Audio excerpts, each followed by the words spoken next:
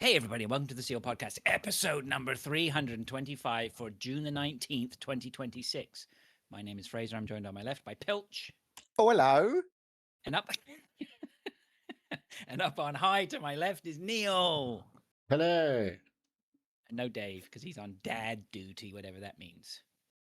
You'd know. You're a good Well, we'd dad. all know. We're all dads. Pilch Yeah, but was some on of us are dad better duty dads today. than others. Right. Well, I'm not going to delve any further into that before. That type of conversation has no good ending, does it? Probably not. Welcome back to the show, everyone. Sorry we didn't get a shout out last week. That was pretty you're not. much on. Not that. Well, I am sorry for the listeners. You know, if they were expecting a show and they didn't get one, I'm not overly sorry that we didn't do one. It's more my fault than Pilch's, even though I publicly blamed him in the Discord.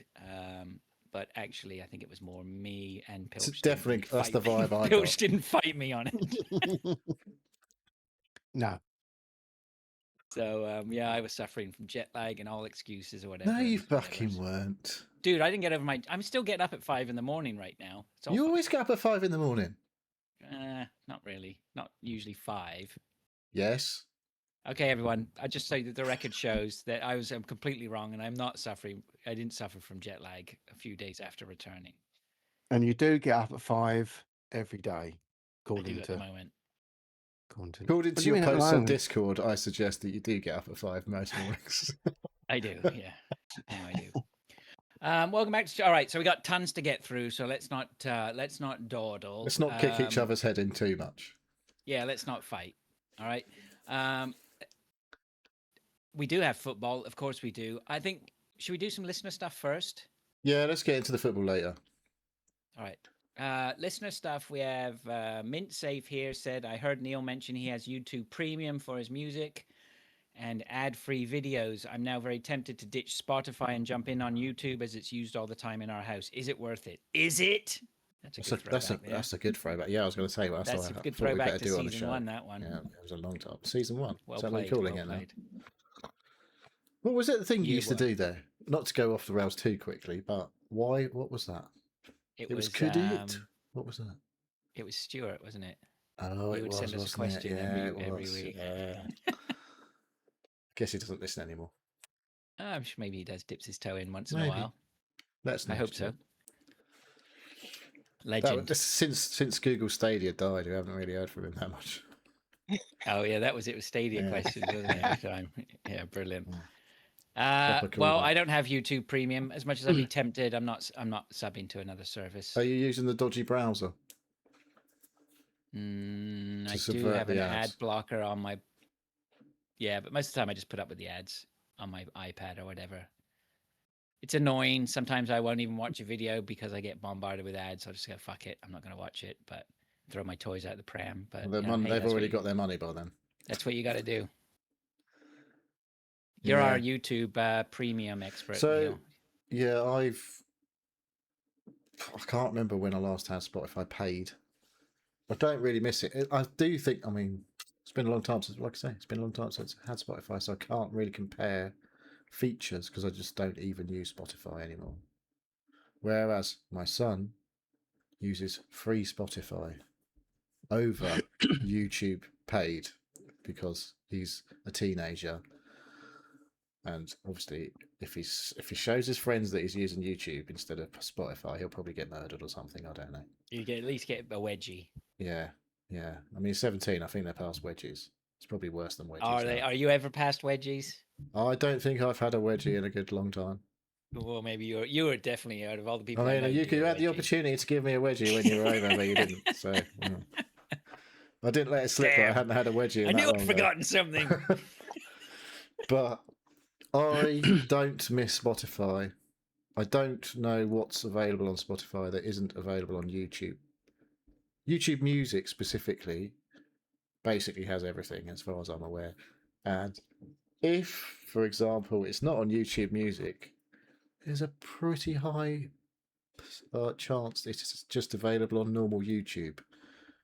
And if you're paying for premium, you can just stream YouTube without having your screen on shit on your phone. So I think for me, it was like I I have to play videos on the show and things like that, so it made a bit of sense to me. So I don't have to wait for ads to play before I could just put a video up when I remember to put a video up on the show.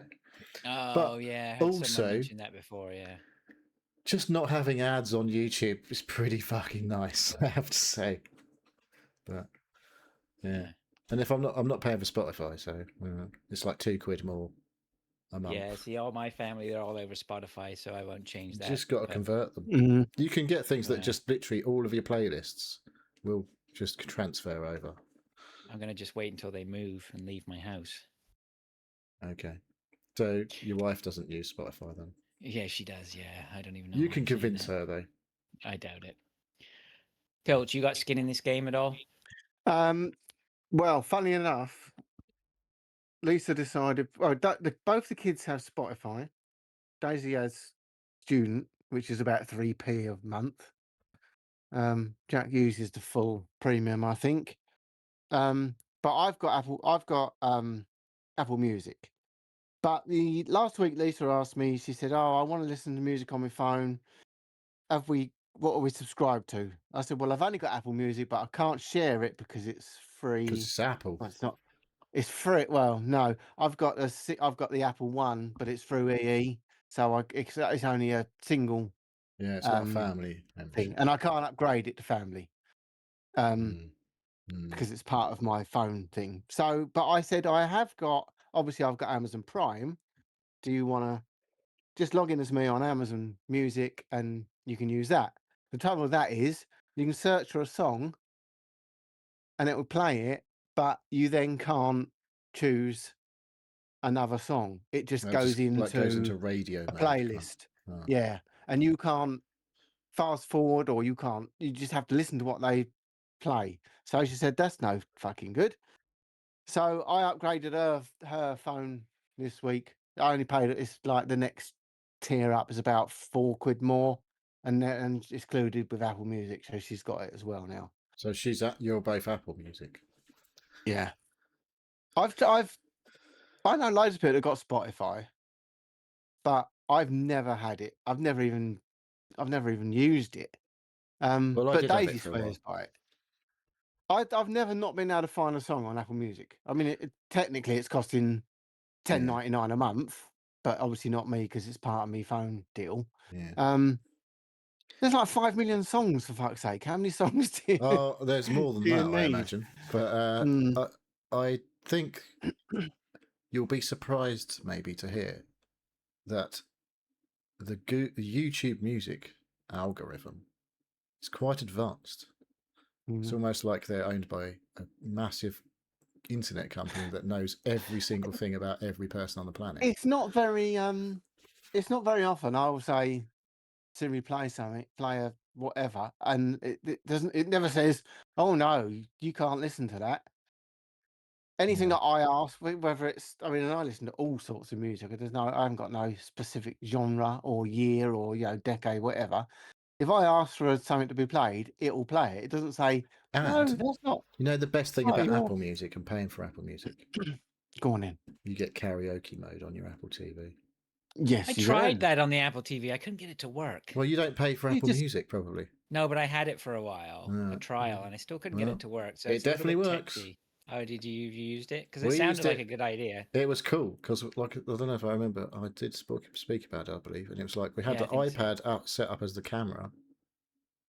The Apple TV was playing the music through the TV, but the iPad was using its camera to like beam a picture of everyone who was in the room onto the TV. Yeah. And then you could use your other thing phone as a is- microphone as well. The other thing So- with But that Apple seemed a bit Music, unnecessary. it will play my podcast if I asked it to play my podcast. Yeah. It will play if I just say play TalkSport. It will just goes to plays TalkSport. It's just I've never had it not do anything I didn't ask it to do. So I don't see why I would change to something else. Okay. All right. Something happened the other day because we have Google speakers in the house, and I was listening to something on my phone, and they said the key I've got because I'm in the room with the kid speaker. I'm not going to say the words, but the words that trigger the device on someone else's voice said so and so do this, and then It was. Oh, it was. I was watching a video about someone's going to tell me a joke because it was a car video, and they always Google is in the cars apparently in some cars, and so they do the thing where they ask it to tell them a joke, and because it came through my phone, my speaker did a joke, but I couldn't hear the joke that was on the video in the car because my speaker was too loud. So there. All right, thanks for that story. Yeah, Right, let's there you move go. on then to. Fancy anecdote for you. I'm pretty sure I did no rambling at the start. Holy smokes, dude! Did you? Oh, I missed that bit. It's not the fucking veteran gamers here, mate. You're reminding me of Abe Simpson.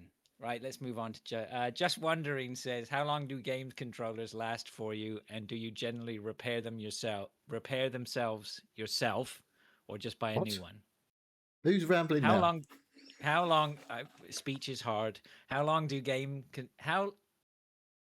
Let me just do it in my own head. How long do your game controllers last, and when they break, do you repair them yourselves or just buy a new one? Sometimes they're so broken you can't repair them, or like when the button physically falls off, you're like, "I ain't repair that, am I?" That's just I've never found controllers to be a repairable item generally. I've cleaned the potentiometers on occasion when I've had stick drift. Yeah, so it always comes back though, doesn't it? Mm-hmm. The known problem with Xbox controllers is the bumpers break. Yeah, that's what happened to a few of ours. Right, okay. I bought a kit once and did repair one, but it then broke almost like immediately 3 months later anyway, so it was a waste of time. Yeah. I've had 3 Elite controllers since I've had my Xbox Series X, which is probably 6 years that's been out, 6 or 7. But then I fucking realised the bumper keeps breaking. Even the Elites, the bumper breaks. Yeah. The right bumper. That really fucks me off. After I bought the second one, I thought, what a fucking idiot! I've got 4 paddles underneath, so I just reassigned the bumpers, left and right bumper, to left and right paddle. Yeah, and I never use the bumpers. I never use the bumpers anymore. They're completely fucked. They don't even press in. They're permanently pressed in.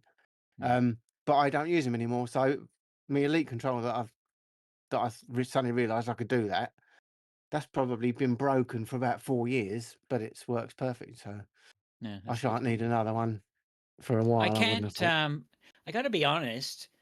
I don't think I've had a lot of broken controllers. I mean, I've generally treated them well. I don't throw them around. Like, it's not breaking. It's not throwing them. It's fucking Fortnite. Absolute controller destroyer. The way he plays it. It's like all the inputs are going like, I don't know how many fucking times a minute. They're fucking crazy. I was like, you should learn to play guitar the way you can fucking play that controller, mate. But he won't have it. I was like, you could be like a fucking rock star the way you can move your fingers that fast. Have you got someone playing the glasses in your room there, Neil? Am I the only one who can hear that noise? No, I can see that I'm hot micing. But all right.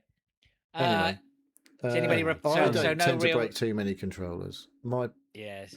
But my PlayStation controllers, my PS5 ones, depending on what game you're playing, maybe last a couple of hours before you have to charge them. Yeah, you can do battery swaps in them though, probably. Right? I mean, you can.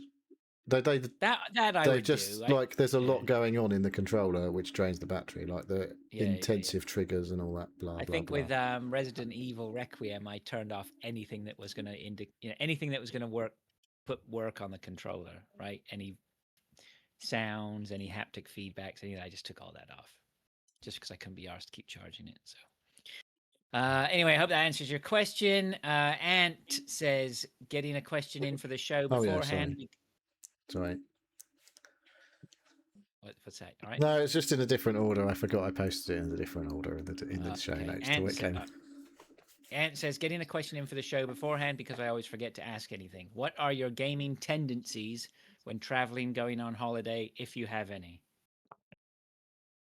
I can tell you right now, I don't take any gaming consoles with me anymore. I just take my iPad, and I have all the intentions of playing maybe 1 or 2 games, and I never play anything when I'm on holiday. Apart from weird arcades.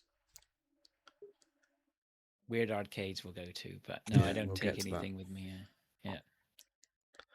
Pilch? No, I'm exactly the same. Take my iPad, think, oh yeah, I'll play some games, but I end up just watching films and shit instead. Yeah. Neil? Well, we holiday in the UK generally, so I tend to take. We You used to the take a don't Switch, you? and I did take a PS5 one year. I don't really think that's just a bit. That was a bit. I don't know why I took the PS5. I can't really remember. I must have had a family game on there or something. But the Demon Switch, Souls. yeah, the Switch is all right. And last time I was on holiday, I actually just bought a Switch 2 while we were on holiday. Oh, that's right. Yeah, I knew there was something in there. So yeah. All right. Ant, thanks for that, Ant. I hope you're enjoying your new motor. Oh yeah, forgot about that. Volvo XC40, I think it was. When I saw one of those when I was driving back today, I was like, We had a Volvo. yeah, Well, we had a Volvo as a hire car for a while. That was quite nice. A V40 yeah, I had a hot with. Volvo to go around Europe. It was good. They're nice cars. Too many buttons though. Too many buttons in the middle console thing.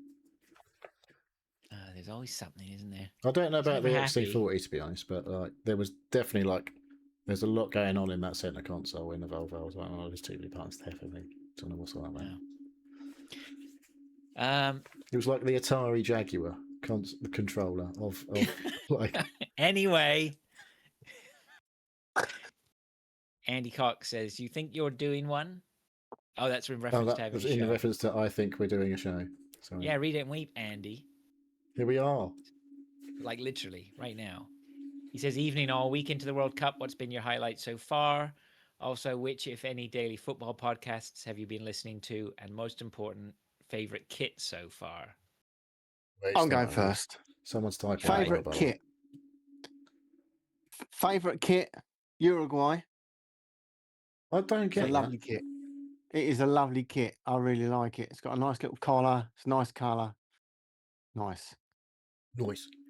Highlight was last night. Canada. Last night. Yeah. 6-0. Well, apart from the bit where the guy broke his leg, obviously.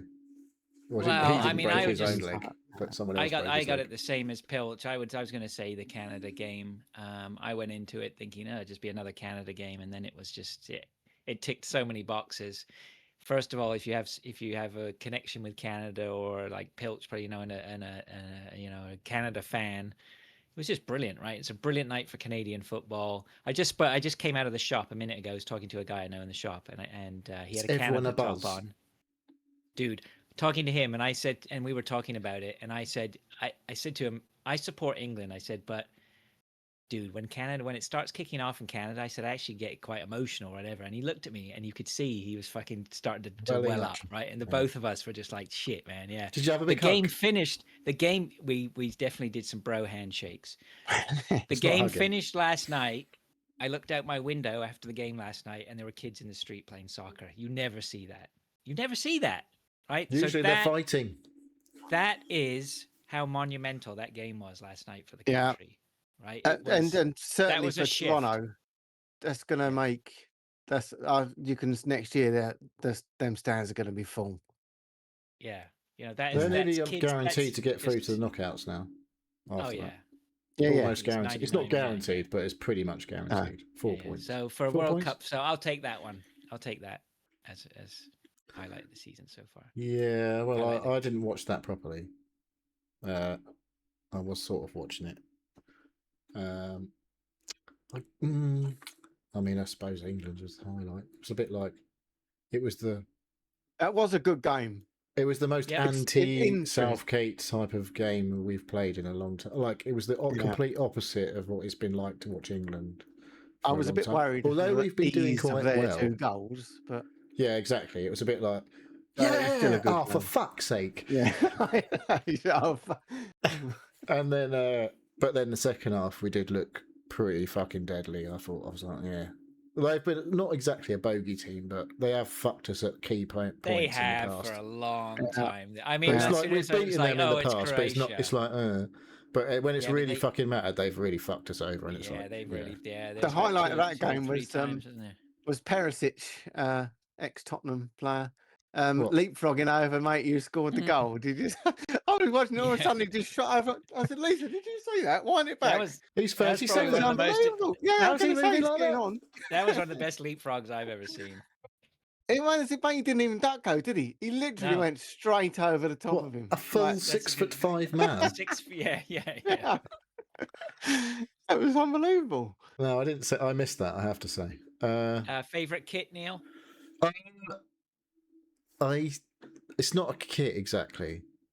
I did like the pre-game kit for the Argentinians. It's weird. It's like their head is the sun, and like there's just rays coming out on their shirt. All of this, like all the different angles from the head out. I don't know if you saw that. That was pretty cool. And it's only £60 to buy one of those direct from Adidas versus the Only. £100 it is to buy the actual kit. So that was quite a good looking thing, I thought. But I do like the Morocco kit actually, as an actual kit. It's a bit like, it's got some nice little design bits on it, some little different bits. Right on. But I don't really have one. I can't say I've been paying too much attention, but the England kits look all right to me. I don't mind them. I They're don't all know. right. It's a bit England, isn't it? It's just England kit. It's white with stuff on. No, but you know what? I was saying this to a guy that a friend of mine was saying he didn't like the red stripes down the side, but I hadn't even noticed that. I like that, and it reminds me of the 2006 kit, I think it was, where it had the George cross, which was in the seams of the shoulder. I had the red kit with the white sort of cross on it. That was I nice have the white one with the red cross. Yeah, I liked that one. Pilch is showing something off there. I don't know what that kit is. Is that a rugby top? No, it's England, for fuck's sake. I don't know what year it is. They used to have it stamped in it, didn't It's they? like for a little while? 1970 or something, that one, isn't it? Oh, hang on. No, it's a newish one. That's not. Oh, we are. It's got it written on it, 2003, 2005. Oh, what? So that was a 2004 Euros, I guess, then. Must have been. If we were in it, I don't know. Well, we've had another question. Someone's been typing for ages, and it's finally come through. All right. Master Blackthorn. Have you got it? He's listening. Oh, he's listening. Or is he not listening? Anyway, he says, following up on the subject of controllers, I recently bought a DualSense Edge controller and an Xbox-style Gamer Sir G7 Pro 8K Neo 3 edition. In brackets, he says, yeah, its name is really that long. Both are fantastic controllers, but which do you prefer, PS5 or Xbox? Are you going to get... He says, for me, the answer. DualSense trumps everything, even though the Game Seer feels more premium than the regular Xbox controller. It still has a bit of the old child's toy about it. PlayStation controllers always feel nicer in the hand to me. Yeah, I know. There's something, though. There's a gag in there somewhere. But... I'm not going to do it.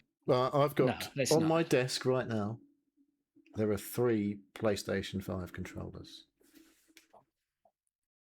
It tells you Not because they don't know. work. Well, there's 2 PS5 controllers that are for my PS5 because, as I said earlier, the batteries don't last very long. So sometimes I might need to switch controller during a sesh.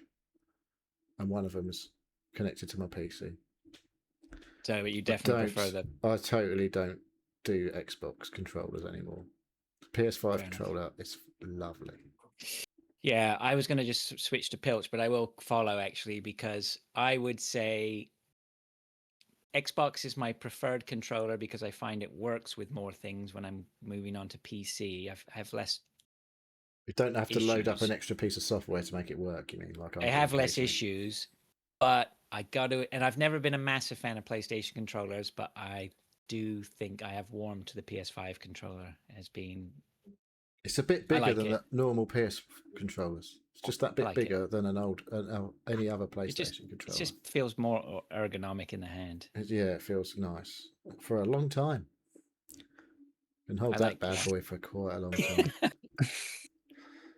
Well, I've never had a PS4 or 5. I did have a PS4, didn't I? I haven't had a PS5. I didn't really controller. like the PS4 controllers. They were fun. No, but not great. but I'm going to go slightly different here because I have got an Elite controller, which I do think is way, way better than a normal Xbox I did like my original controller. Elite when I had it, I'll have to say. But I think the best controller is a Switch Pro controller.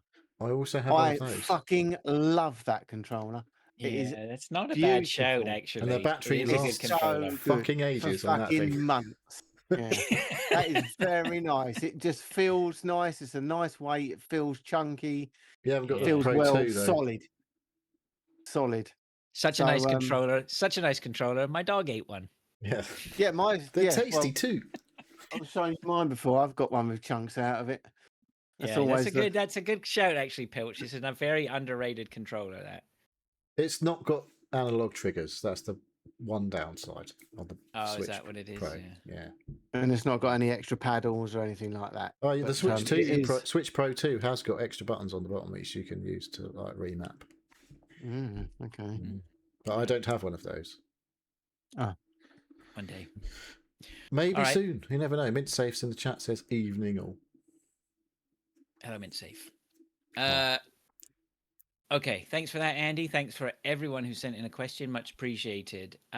Let's move on then to some football. Sort of. I don't think we need to do.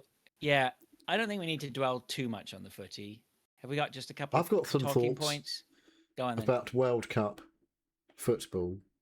Hydration breaks. I was fucking con. Big old con that is. I was a bit like, these things are shit, and they're booing at every fucking game, getting booed in the stadium, which is quite good. At the same time, I can forgive them the hydration breaks because the other things that they have changed in regards to stopping people fucking about for too long have meant I feel like I'm watching a lot more football despite the 3-minute break. I'm like, the actual in-between times, there's a lot more actual football being played because you can't fuck around at throw-ins, you can't fuck around at goal kicks, you can't fuck around at this, and they're not giving hardly any free kicks when there's like good physical contact going on. I'm like, in the Premier League, that's a fucking free kick, and we're waiting fucking 2 minutes for anything to happen. The Premier League is fucking shit now, I've decided, after watching a week of World Cup. These breaks, normally, I'll bugger off and get a drink or something. But I've noticed that they don't stop the fucking clock, do they? Does that mean we're getting 6 minutes less football in a game? Well, no, because it's weird. Because they're not stopping the clock. But they add on 3 minutes immediately at every half, obviously, to take account of the hydration break. However, do they? Yes, it's a minimum 3 minutes guaranteed added on every half. All right. Okay. Sometimes it's more, but like because I said about all the other bullshit that they've not fucking been called, they've not been all these fucking free kicks and all that bullshit that we have to put up within the Premier League for fucking. We don't get 110-minute fucking games. Yeah. Yeah, they seem to be a lot stricter on the time. I know they. I think on the Canada game last night, I was expecting tons of extra time.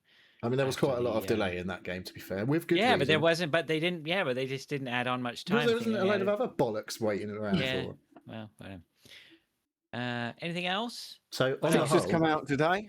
Fixtures come out for the new season today. Yeah, no one cares. Yeah, for the Premier League talk. I like it.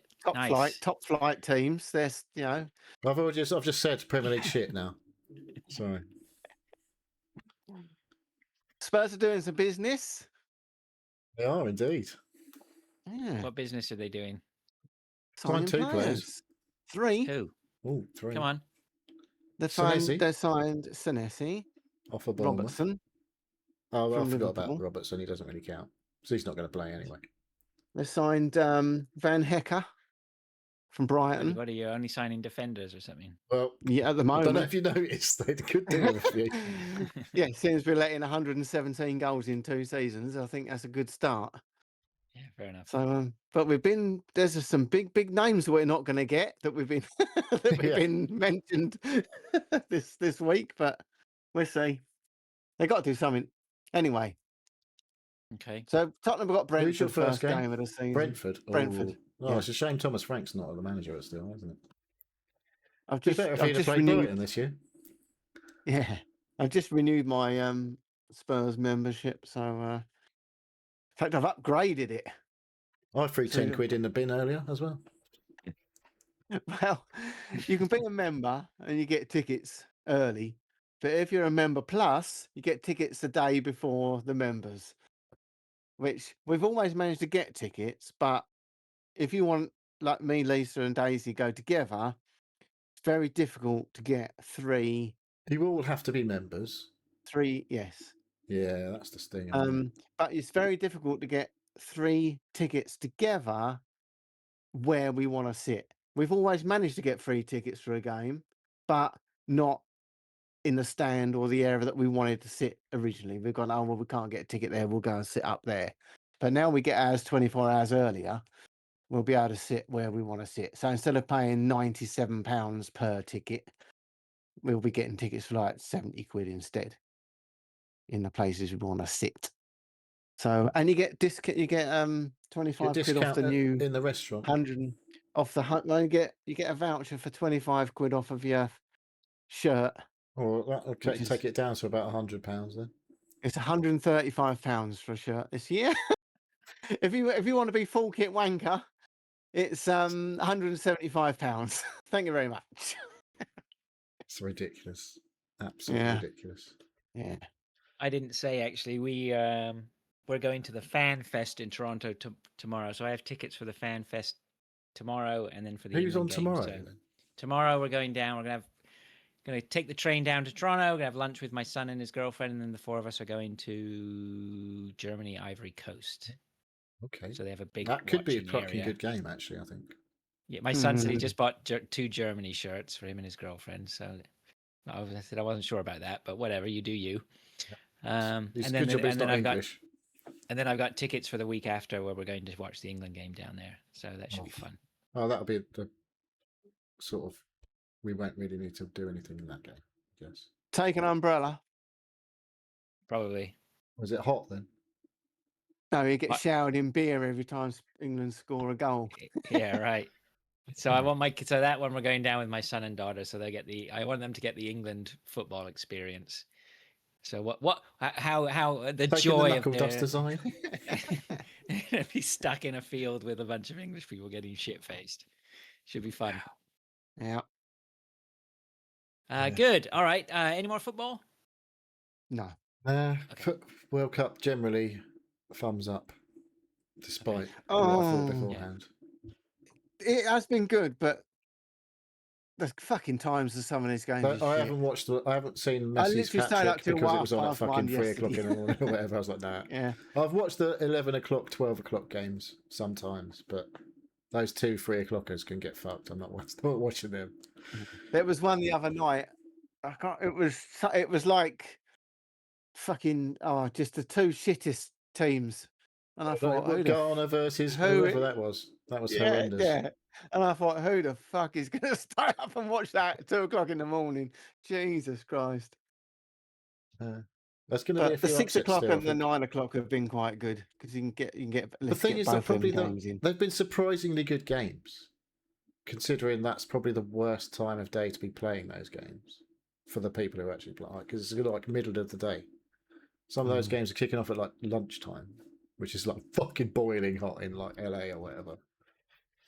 So I don't think there's been many games in killer heat yet, though, have there? Seems like most of the games. There's been a couple, but even like what was it, Dallas? That's got the fucking roof on the stadium, so they were having hydration breaks when it was like aircon, lovely. That was a bit of a piss take, but yeah, like I say, I have to forgive them that for they've got to pay for this thing somehow. Yeah, I have to get those advertisers in. It's like having a Super Bowl every fucking day, 4 times a day. They're loving it. This is what the US was built for. I mean, to be honest, I'm getting it's nice now that it's going. I mean, everyone's been pissy about everything about it and whatever, and why not? I mean, FIFA has a lot to answer for. But there is, once it gets going, we didn't finish Andy's question, actually. He said, which daily football podcasts have you been listening to? Couple.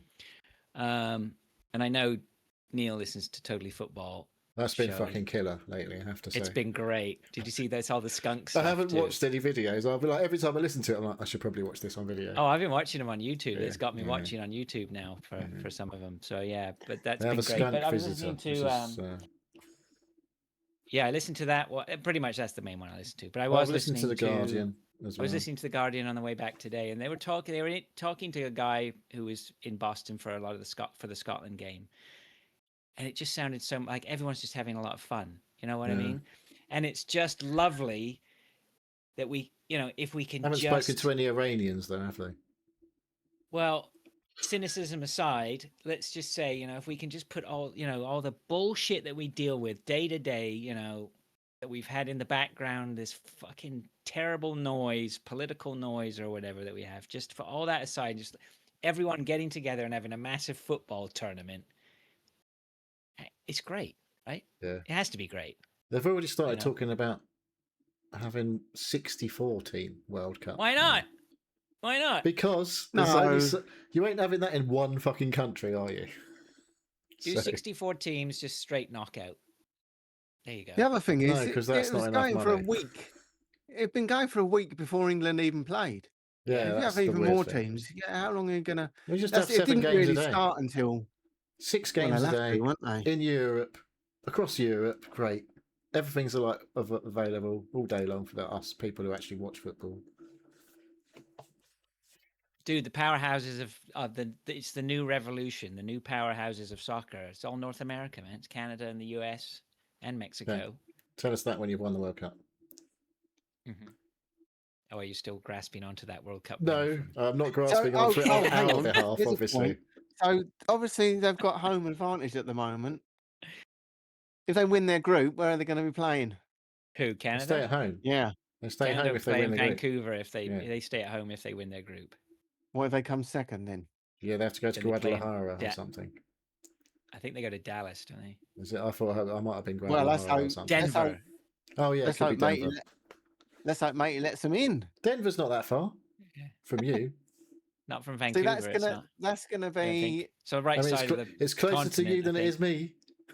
It's still fucking miles away from me, but anyway, see, that's gonna make a big difference if they're playing out of Canada, isn't it? Oh, look, let's make no. I'm under no illusions. I mean, who's your last game against? Switzerland. Yeah, that's a bit of a tie. Yeah, you might lose that one. Yeah, but we should still. But you might draw that one.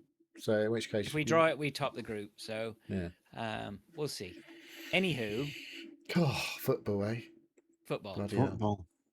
Let's move on to what we've been doing. Let's keep things moving forward. All I've been doing is watching football. Yeah, well, basically. And you can talk about your visit. Let me try and just plow through some of the stuff. So I went to England, which was a fantastic. I had just in a nutshell, I was there for a week and a half. I had a group for my mum's 90th birthday. I had a great visit in terms of the visit. I do this trip a lot. A lot of the times I have great times, but it's very tiring. I managed it a lot better and had some spare time, and it was just a great visit. I mean, it was good to see everyone, and I didn't really overdo it. My mum's party was fantastic. She's 90, my dad's 87. They're both in great. It's just bonkers how well they're having doing. A good knock, the pair of them. Yeah, you know what? I mean, just batting away it for 4 every now and again. Yeah, and and it was. I went to the party with them, and this is the important part of the trip, right? Is that I went to the party, and you talk to there's still other people that my parents' friends who are still alive, and you talk to these people, and you realize these are conversations that are insanely important to have with these people, and while you can. So it's just a fantastic visit, just great from that point of view. Saw a lot of friends. Of course, I saw Neil, and I met up with you uptown, and we met with Matt, and we went to the automation. So I met you guys, and we went to the novelty automation in Holborn, which is you briefly touched on. I thought I said I'd leave it for you. Yeah. So basically, so Tim Hunkin is an engineer, and he builds these wonderful mechanical machines. Let's call them that, right? Peer inspired, wacky machines. Like there's one where you're the chiropodist, you put your foot in there and something's tapping your feet while it's in there, and she looks down and gives you a diagnosis or whatever. And you did one of the ones where it pats you down and stuff like that, right? And yeah. It's just wacky, crazy machines. But I mean, I got to know of him because I followed him he had a television show in the 80s where he deconstructed everyday objects and how they work. And and I had his book from when I was a kid, and the book is literally at my bedside. It's never left my bedside. So the guy is he's just my hero, right? And shame he wasn't there. Right? Anyway, we should have told him that you were coming. Yeah, shame he wasn't there. So Thursday, anyway, the Thursday I go back up to town with my friend Mark. Because of the tube strikes, we ended up, funnily enough, going back. We were going You back picked towards the 2 Holborn. days to go into London when they're both tube Yeah, strikes. I know. We ended up going back towards Holborn because we were visiting another museum. And we walked past the Novelty Automation, and lo and behold, who walks past me just as we're walking past is Tim Hunkin. I mean, and I'm just like, holy Did shit, you stop Mr. him? Hunkin. Yeah, I stopped him. I said, Mr. Hunkin, and I had a chat with him, and I just said, and I was You called him honestly Mr. like Hunkin? yeah, for sure, man. Yeah. Nice. You can call him Tim. I don't know. Was he like, fuck me, no one ever calls me Mr. Hunkin? Well, he was taken aback. I think that someone had stopped him on the road, but I was just said, look, I was just gushing like a fanboy, right? I've never been like that. I don't recall ever meeting anyone like that. And I just said to him, you inspired me when I was a kid. I've, just a big fan or whatever like that. And he's like, did you get into engineering? I'm like, yeah, I fucking did, dude. Right? This is what I got into, and got my picture taken with him, and then we just went on our way. But that, aside from, honestly, it was just, I don't know, just wild. I didn't even know that had happened. Yeah. Until right so that now. was cool. Yeah, so I mean that's well, what did they chant? I just walking past That's again random. randomly, and then I bumped into the guy that I wanted to meet. Did you ask him, how the fuck do you keep this place going in London? It must be cost you a fortune. You know what? Don't, because I've got a little bit of regret that I didn't sit and talk to him more, or maybe offered to take him out for lunch or something. But whatever. Anyway, I met him. That'll do. So that was cool. We went to the Hunterian Museum. That was where we were going, which is at the Royal College of Surgeons, and that is a massive display of all surgical things in jars and specimens and stuff. Yeah, exactly. Neil's face tells it all. The reason we went to that is because it is what it is. Why wouldn't you want to go see that? Something different. Is that where they keep Hitler's testicle nowadays? I didn't see Hitler's testicles, but I did before we went in. I said to Mark, I went, I got fucking $10. It says that you're going to see some pickled cocks. And he goes, and I'm telling you, we saw lots of pickled cocks. There were loads of pickled cocks. So pickled babies, pickled cocks, pickled bats, pickled everything. Technically not was pickled, in there. I don't think. Actually. I think it was like they don't said think they use vinegar. Like 14,000 specimens in jars or something like that. Anyway, we saw a lot of stuff. It was pretty grim and pretty cool at the same time. What else did I do while I was over there? I don't know. Hung out with my fam, saw other friends. It's just, I don't know. Just pot around. Anyway, so it was a great visit. I'm sure I've missed something that I was going to. There was a joke about pickled dick, weren't there? Do you remember that? Yeah, well, there was the pickled penis joke. Pickled penis, my arse, and then the pickled penis joke. I think it was pickled dick, my arse was actually the line. But there you go. That's why I said pickled dick. But, yeah, there you go. We've got a show title. That's just the punchline. No actual explanation of the joke. No, you don't need it. Well, I was going to say you should have took your mate to Hunkin' Donuts, and that was going to be the show title, but look at this. I didn't get it in because you was too busy yapping. So, sorry. So yeah, I got back from that, and it was a good visit. I'm sure there's something else I needed to talk about, but I completely forgotten what it was now that the time's come. Is your brother's How was your flight? Your cousin's still alive. Oh, and my flight. Yeah, there we go. That was the story. So my flight going there was an absolute dog's breakfast. So my wife drops me at the airport. A little bit later than I would have liked, but not too bad. And I do the automatic check-in, put the tag on my bag, go to the automatic bag drop-off, and the whole fucking machine just shit the bed. Hundreds of people just like can't get their bags on this automatic check-in. And I'm like, I still got an hour at least. I'm okay. And I just sat there, and no, it didn't move. And it was getting really close to the wire anyway, like literally 20 minutes before my flight's about to go. I'm like, this is fucking bonk. This is, or half an hour or something. I don't know. I'm like, this is not good. So I ran found someone from Air Canada. I'm like, you got to help me. I'm running out of time now. You've been full American. Yeah. So they took my bag, and they said, right, go to security through there. And I ran to security, and I grabbed someone at security and I said, you got to help me. I'm running out of time here. I need to bypass the queue, right? And in fact, I'm going to do this now every time I go to the airport. Fuck the queue. Just tell them that you're going to miss your flight. 2 minutes. Can you please help me? And so they put me through security as quickly as possible. And I pretty much almost ran to the gate, but I mean speed walk to the gate. And I got to the gate with like 10 minutes, 10 minutes to spare. And I was like, I got here with 10 minutes to spare. I've got a feeling something else is not going to make it to this plane with 5 to 10 minutes to spare. And I had an Apple AirTag in my suitcase, and I'm on the flight, and I'm like, that's not in the plane. That seems to be in a different part of the building.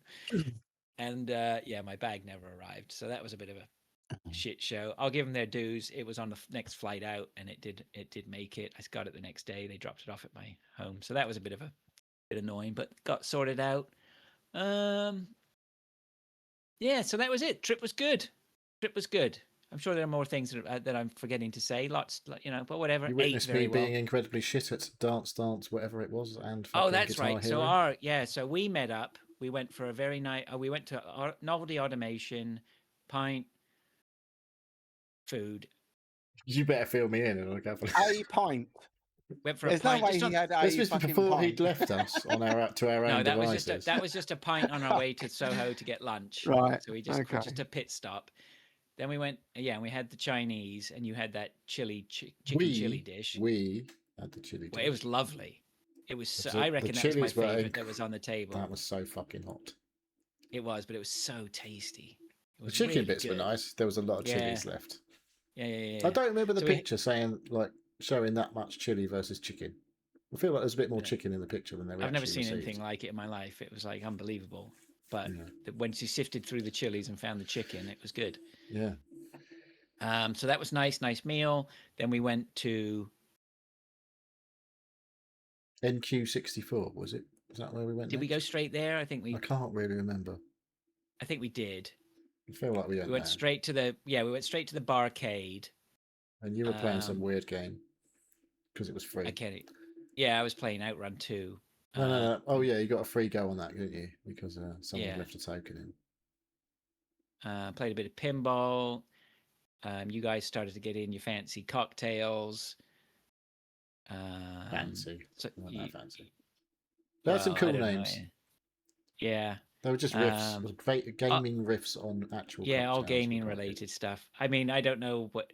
It was all right. I thought it was a little bit of a dive, but Soho's a dive overall anyway. Yeah, I mean, it's not like we're in fucking Kensington, is it? And then we came out of there. We were in there for an hour or so. We came out of there. We went to another pub. I think we went to the Guinness pub, where you guys had a Guinness. That got us up to about 4 or 5 o'clock. And when you left us? Yeah, I tapped out at that point. I was like, "That's when things really went south." Yeah, there's nothing left for me here. So I just left you guys and walked from there to Waterloo. Had a lovely walk. Went through all Trafalgar Square and stuff like that. So that was cool. I think I had a lovely walk from Tottenham Court Road to Euston. I think. Yeah. I don't know. That's what Google Timeline tells me. Anyway. When Fraser leaves, that's the equivalent of the end game, and then it all starts. That's when things really go down. The all right, Mum's gone. No, we can have some fun now. Yeah. So it was good. It was a nice visit. So that was cool. Good. It was good to see you. The only other, I mean, there's tons of stuff I could talk all night about things that have been going on. But one of the other things we've got going, we got a real wildlife sanctuary going on here. We have a resident toad or a frog now in the back garden. In your house. In the back garden.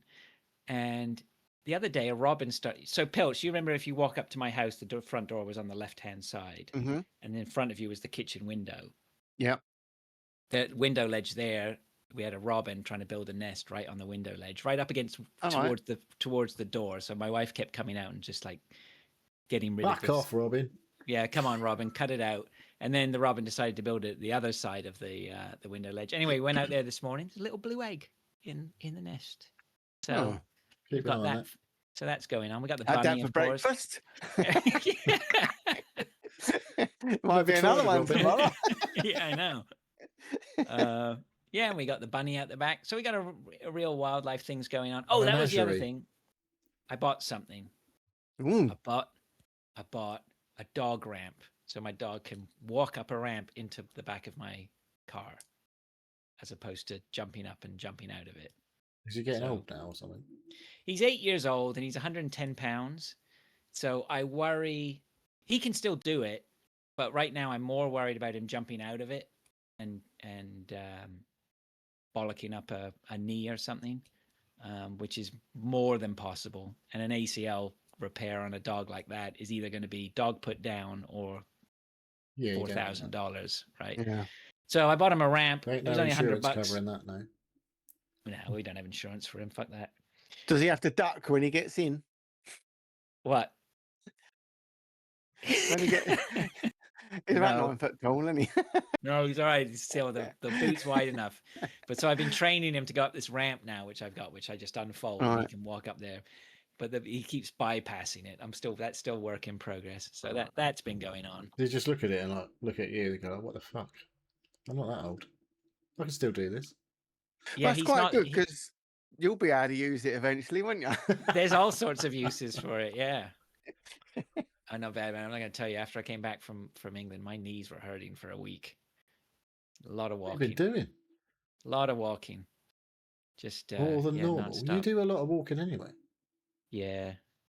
I don't know. It was a lot. I went to see every time I could. I was going to see stuff, going out walking and stuff. So it was good. Did some lovely walks in the Great Park in Windsor. It's great. Yeah. So anyway, that's about all I got for now. Cool. I think something else. I'll remember other things. I'm going. My daughter graduated high school. All that happened too. So we went to that. Speak of the devil, he turns up. Look. Yep. Yeah. There he is. Didn't need a ramp to get on the bed. No, exactly. So I'm just trying to be ahead of the curve. Maybe you should put the here. ramp there and train him on that bit. Seems to come out. Trouble is, every time he goes somewhere now, he's going to be waiting. Well, where's Where's the that bloody fucking ramp? ramp? Where's my ramp? Yep, I hear you. Pilt, you got tons of stuff on here. Yeah, it's not going to take long. So about a month ago, What, went to before the the last cinema. time you were on a show? Yeah, went to the cinema. He's a cunt, and I went to see. I went with Lisa. We went to see the Mandalorian film. Oh shit! I'm supposed to go see that. No It's spoilers, please. Okay, it's very, very good. It's just You like see- a really long Mandalorian episode. I really liked it. Thought it was Good. great. Stunned. Me, Lisa, and the other 3 people that were in the cinema all enjoyed it. Oh, Did nice. you ask them? You should have vox popped it on the way out. Like, huge iPhone them. So that was, that was at least 3 weeks ago. So a couple of weeks Sunday, my dishwasher. I put it on Saturday night to do a wash. Got up in the morning, still making a noise. I thought it That's shouldn't be not right. fucking going 8 hours after. So it didn't have any water in it. But the last time it packed up, I got a guy come out to look at it. And he took it all apart, and he found a Coke. The ring pull of a Coke can had got stuck in the pump. Right. So, but I watched him take it apart. Here And I we thought, go. I can do I this. could do that. all right, I'm fucking watching this because I couldn't Right. see how to get to the pump because it's underneath, whatever. So I watched him take it apart, took the pump out, and fixed it. Pulled it out. He goes, "That's your problem, mate. 125 quid. Thank you very much." So I thought, it's not full of water, but I can hear it's doing something, but it's not. The pump's not. Doesn't seem to be pumping. So I thought, I know what I do. I take that apart. So I got it out, took it all apart, took the pump off, had a look inside, cleaned it all up, put it back together, put it all back in. And then I realised that although I turned it off and unplugged it, when I plugged it in, it was still stuck on the same. Cycle. It was still doing something. Right. So it was making a humming noise as if it was trying to fire the pump up or trying to do something. So I thought, well, this fucking ain't right because it's been unplugged for 3 hours. So I opened the door, which normally literally shuts everything down, even if it's on and you don't realise you open the door, it just water pisses Stops. everywhere and Yeah. it stops. Yeah. Fucking thing's still going, even with the Right. door open. So I thought, oh, it ain't just There's nothing wrong with the pump. There's no, because I cleaned all the pipes, cleaned the inlet, the outlet, everything. And it wasn't until I put it back together again to see if I'd fixed it that I realised it was still fucking going, even though it weren't even on. Yeah. So I fixed it the best way I fucking know. Buying I a chucked new it one. out the back door and bought a brand new one. There we fitted it the only trouble is it's an integrated dishwasher, so the kitchen cabinet is on the door. Right. Fuck me, that took me That was the a bad bit, was long it? time to, yeah, because I said to Lisa, I'll just fucking get one and shove it in the hole. No, I don't want to be able to see it. You've got to put the fucking door back on. Oh, okay. But That that looks was a quite job. easy, Fuck that me. bit. No, it's not. It was a fucking nightmare. Mine's just got like, You'd think it I would can't be remember. easy, I've but taken the it door ain't. bit off of mine It had before. different bracket. The one that I Yeah. took off, it was literally had 4 screws go through the dishwasher door into the panel. The one I bought weren't the fucking nothing like it. It had these little brackets you had to fit to it, and I had a like, oh dear. But anyway, it's all fixed. It's done. It's working a treat. Did you fit? Nice one. You put in the new one? Did you yourself? Yeah. Oh, it's only 2 pipes, isn't it? It's not difficult to You'd think that. plumb and fit. The worst thing is trying to get it all level on the right height. Yeah, I was going to say, I mean, I've put in a few dishwashers, and I think I spent more time on this last one I put in leveling it than anything else. Yeah. So, But yeah, that's all done. What have I got? Oh, a couple of things I've been watching. I've watched the final season of The Boys. Very good. I enjoyed that thoroughly. I think they finished it quite well.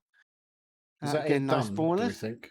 Yes. Did- Well, did they it- might do some sort of spin-offs or whatever, Right. but the story is done. Everyone's dead. Sort of, yeah. Near enough. Yeah. Yeah. And the other thing I've watched is Clarkson's Farm. They released a couple of episodes, then a couple more a few weeks later, and so they've done it in dribs and drabs. But we finished watching that this week. For anyone that doesn't know, Clarkson's got cancer. They announced it in the last show. I was at the last Now that- episode. I saw that it came out this week. But it was filmed last summer, and he's still here. So we're assuming that He's been having treatment, obviously. yeah, But there's been he lots went of off. He stuff went off about in the last episode. He went off and had an operation. So like there's been. I haven't read any of it because it's about like things to look out for prostate cancer because it was prostate cancer. correct. Which is a very common cancer for men. Mhm. Turns out. Oh, I've got fucking hell! I've got a test kit thing, a sample thing through to send off. With Just the, coincidentally, or because of you heard that. I think it was before. Yeah, I'm 50. I'm 54 now, and I'm that age where I Specifically for prostate cancer, or is that for like just like a blood test? I think it's shit, isn't it? Sample. Give them a sample. yeah, I think it's colon cancer and stuff like that. I think. Yeah, Well, I've had to send a scraping before. Well, yeah, I did mine a few weeks ago. Yeah, my brother had colon cancer and colitis, so I should really get it checked, shouldn't I? But there you go. You should. Yeah, Should, know earlier. Oh, and the only other thing I've done really is today. Fuck me. I've been down to Canterbury to get my daughter, retrieve her from. She's finished for the summer, has she? Yeah, she's finished for the summer. So we had to take 2 cars down and load the cars up. It's been 32 degrees. I've been lugging boxes up and down stairs down the fucking road, and oh my god! I need to ask you a question Mm. because I was annoyed that you didn't do a show when we were off because I wanted to know about the fucking test drive. We didn't go. Oh, for fuck's sake! What a fucking letdown. She decided she didn't want an electric car, so there's no point. So she's not getting an electric car. I saw a Nissan Micra. I've only seen one. For losers. It's too soon. It's too soon. I only saw one. I've only seen one of them, and I saw it the other day. She's getting a Mini. Don't want anyone in the back, no. No, she only wants a little car. I've got a bigger car now, so we only need one bigger car. So now? we did. Huh? I've got a Puma. It's not a big car. Oh, you It's still big got enough Puma, for yeah. us. Yeah. For 2 people, it's fine, Us. obviously. Yeah. Yeah. If you want to go and collect someone from uni, though, not big enough, apparently. No, well, we had to take 2 cars down to take her down, and she's had a year of accumulating more shit, so I knew it was going to She be. had a Loot It wasn't Crate actually subscription or something for the last wasn't 6 months. actually too bad. The Puma underneath the boot, where it used to have a spare wheel, it's got this thing called a mega box. It's like an 80-litre hole underneath the floor that you can put stuff in. Box. Yeah. Mega box. Mega box. Something So like it from the does actually fucking take 90s. it does actually take quite a lot of stuff. So but then I curved in my wheel, which I was not fuming because I'm not that fussed. I'll fix it myself. It's not It's annoying. horrendous. Yeah. What you do, just sand it down and give it a I little just spray. I've got paint and lacquer here, so I can do it Have you got myself. like chrome alloy type things on there or what? Not chrome. No, but- they're painted black. Oh well, Yeah, I've got black wheels on my car. not really. No, they're like I can't remember what they call them. It's like a browny black.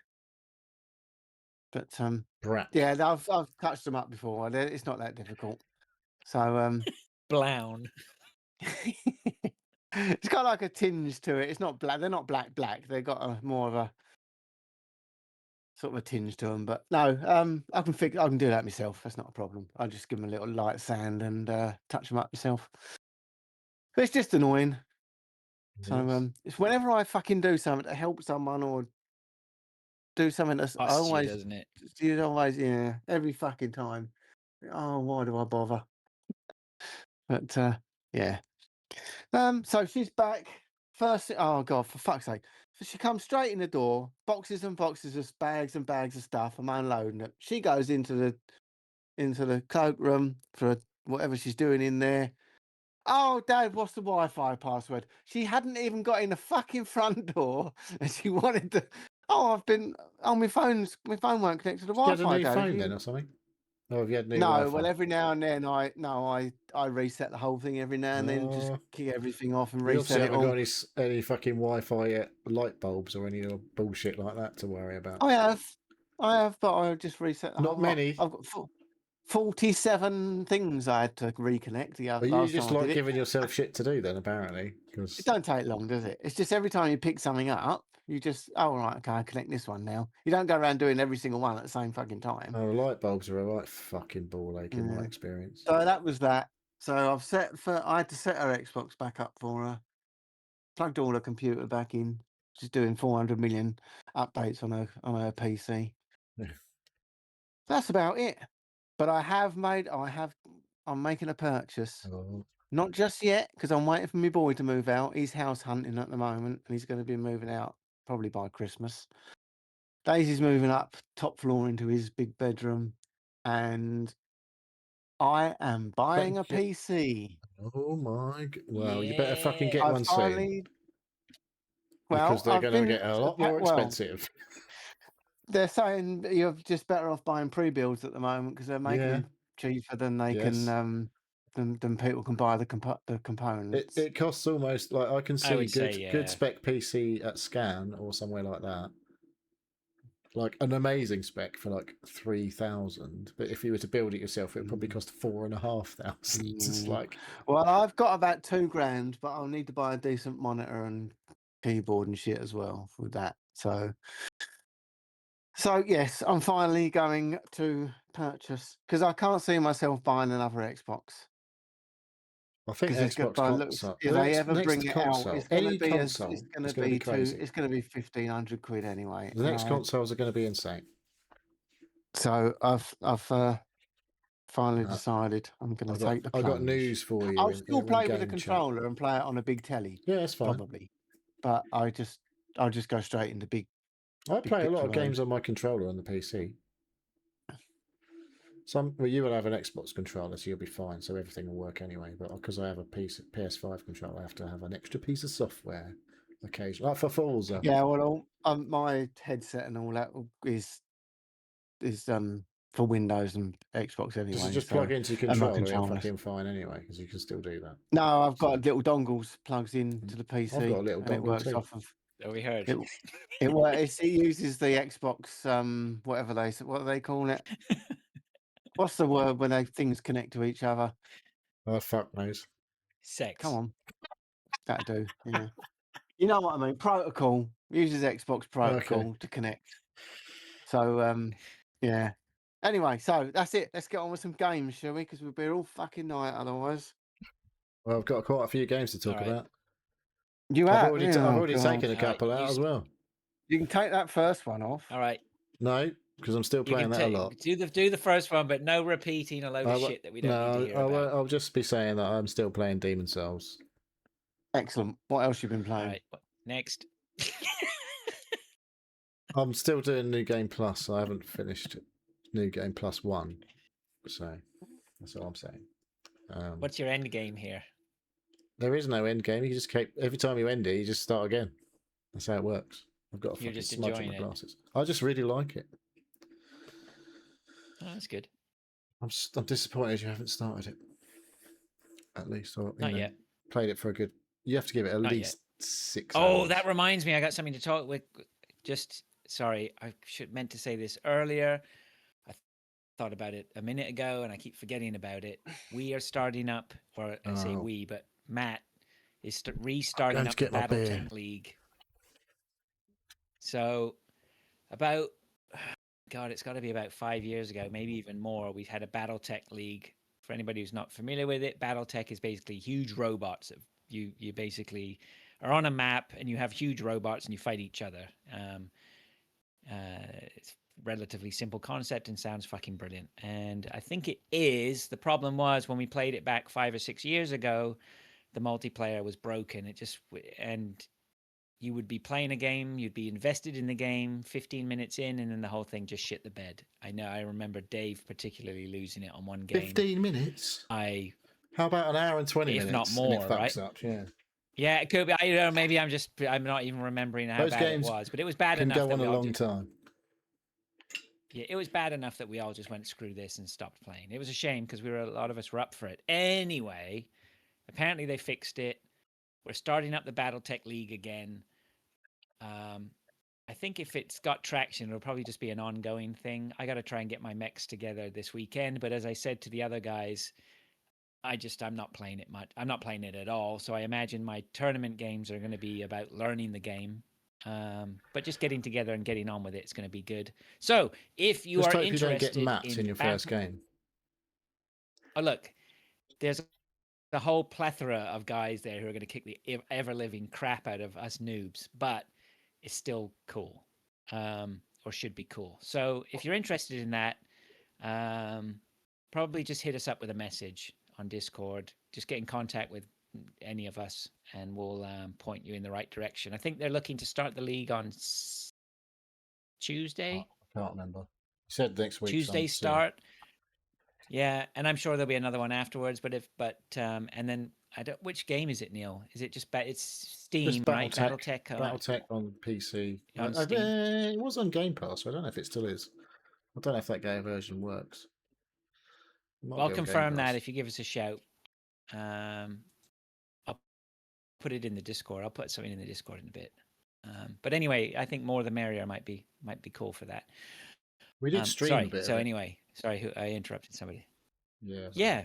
I just remember, we were all up for it. It was just annoying it didn't work, but now apparently it works. I did really fucking do me in when I spent a long time chasing Matt around a map and he kept running away, and then it fucking crashed, and I was like, that was quite annoying. Yeah. I know. I particularly remember one game. I think Dave was in. It was either I was playing Dave or I was watching a game, and it shit the bed. He was not impressed. He was really pissed off about it, which is fair enough. It was really annoying. Yes, it is. Okay. Right. Who's got a game then? I've got multiple games. Well, 1, 2, 3, 4, 5 games that I haven't spoken about already. So. Let's get cracking then. Right. Onimusha, Way of the Sword Demo was discussed on a recent episode of the Veteran Gamers, where apparently they don't know about anything about games that are huge and released recently. Just saying.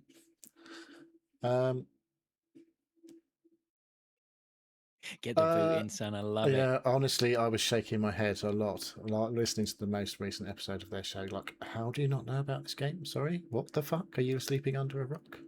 Well, nobody knew about Onimusha? No, that was their play the game, bitch. They did that thing, but it was the Mina the Hollower, and they were like, I don't know, I've never heard of this game. I was like, oh, it's only sold about 5 million copies or something stupid. It's like mega. But yeah, there we go. Anyway, and there was multiple other things. Mina the Hollower is from the people who did made Shovel Knight, which you probably have heard of. Oh, I've got smudgy glasses anyway. So you're just the same as them. You're an old man doesn't know anything about. I don't know what you're talking about either. Yeah, just wait till you get a PC and you know what everything's going on, because you can't avoid that kind of shit. And then you can join me and still not know. Yeah. Anyway, what was it about? Onimusha Way of the Sword. Come on. So this is this isn't an old game, but it's based on a series of games that came out a while ago. Onimusha games, they might have called them. And this, I don't know what, like someone said it might have been a bit Souls-like. It's not at all. It's more of an action hack and slasher. I think if you're a bit, maybe like, Devil May Cry was like, you could just smash all the buttons, but if you actually knew what you were fucking doing, you could do some good shit. It's a bit like that, I'd say. But like, there's no guns, because it's Onimusha. So you're a samurai, basically. And, you go and fight some bad dudes with your sword. All right, great. This is Onimusha's been around for 20 plus years. Yeah.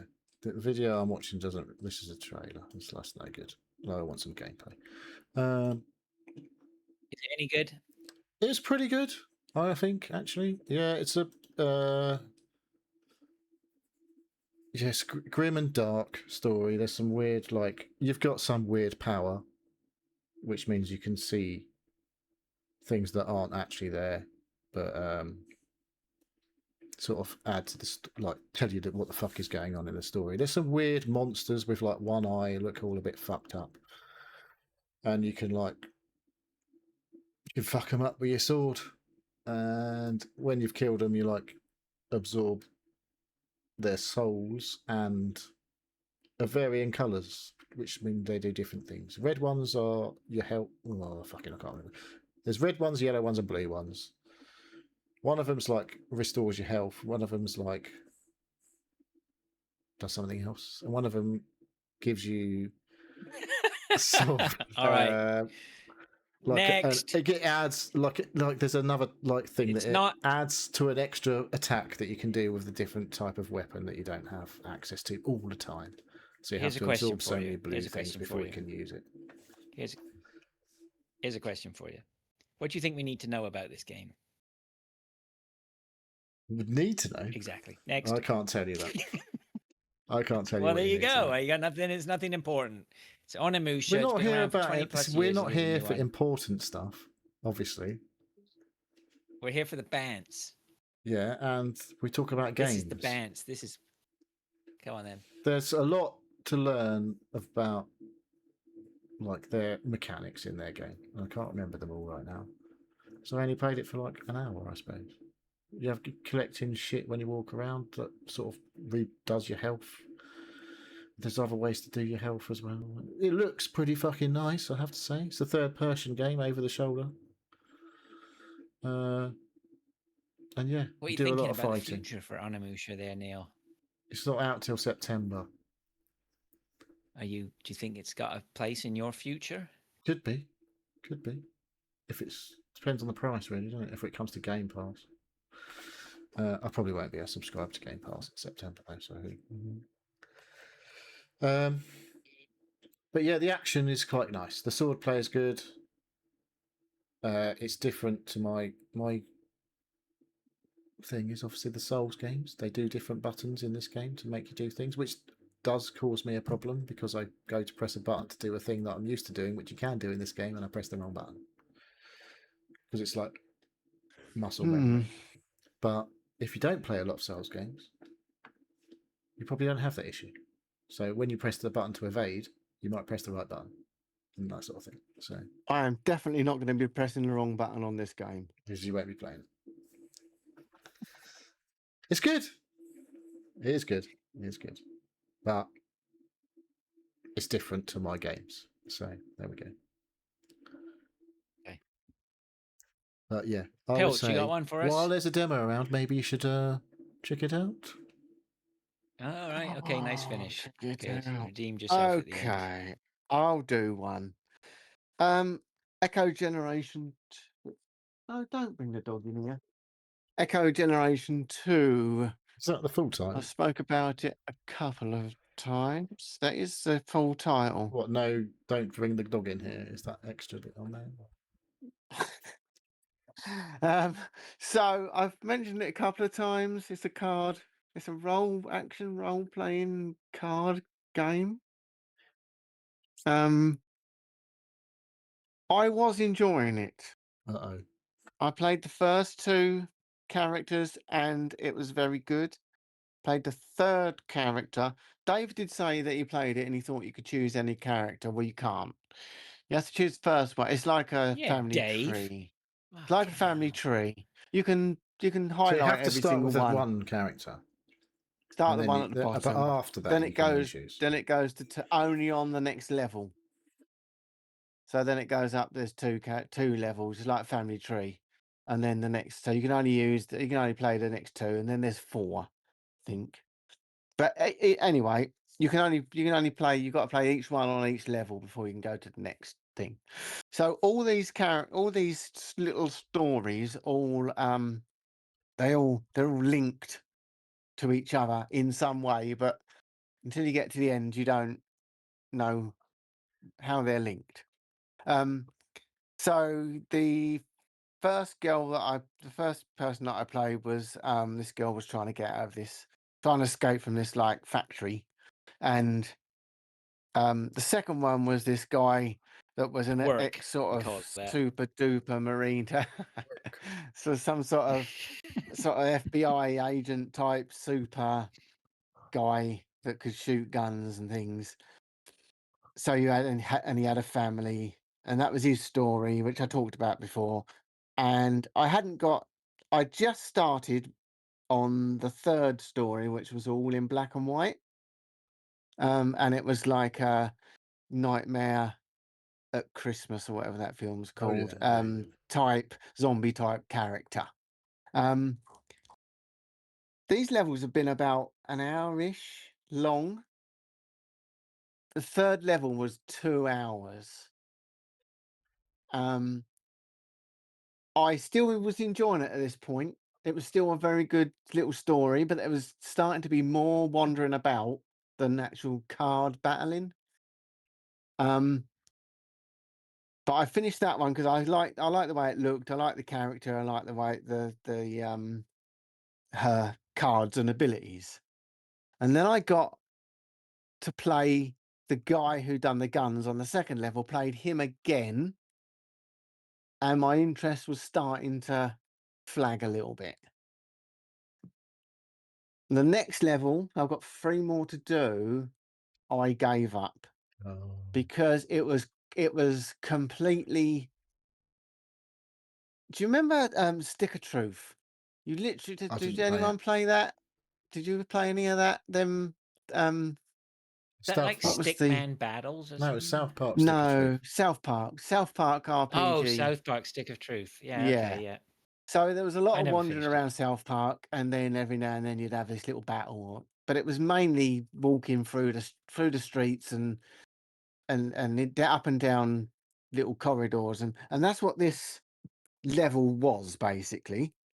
It was a cyberpunk type sort of world that was in space, and I had to go and find this. Like she was a bounty hunter. It was still a card battler game, But I played the level for 2 hours, and I think I only done about 6 card battles. The rest of it was investigating shit. And Story? I have lost story. Ugh. I got to where I had to fucking Google it because it pissed me off. I got to where this character that I was supposed to fight was, and he wasn't there. The dick. And it turns out it's a fucking bug because he's meant to be Oh, there, no. and he weren't there. So that's when I uninstalled it. And I That's a thought, game I am killer, not innit? playing. I'm not playing that level for another 2.5 hours because I wasn't even enjoying it at that point anyway. So I'm done. Fair enough. It was very good until that point. Until it was broken. Yeah. It might be worth just playing the first 3 or 4 levels if you like that sort of thing, because it was each character was completely different. The aesthetics were completely different. It was very enjoyable, and I was still thinking, oh right, I can't wait to play the next one until I got to this one. There's only 2 levels left to do, but I'm not fucking playing that level again just so I can get to the next 2. So I uninstalled it. Bit annoying, enough. but I just Was Yeah. that can't what be was that asked on to do Game it. Pass? Did you say? Yeah, it's on Game I Pass. think my Yeah. Game Pass is expired now.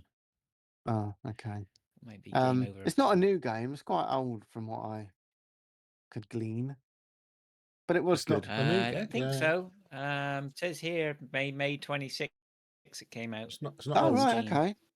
So Oh, I remember someone saying they'd played it, but I played the on first Steam. one. Played the first Oh, one. I don't know okay. about. I didn't play it on Steam. I only played the first one. Was on Game Pass as well. I might as well So, just scoot through my other 2 because it ain't gonna take long. I've finished Forza Horizon 6. finished.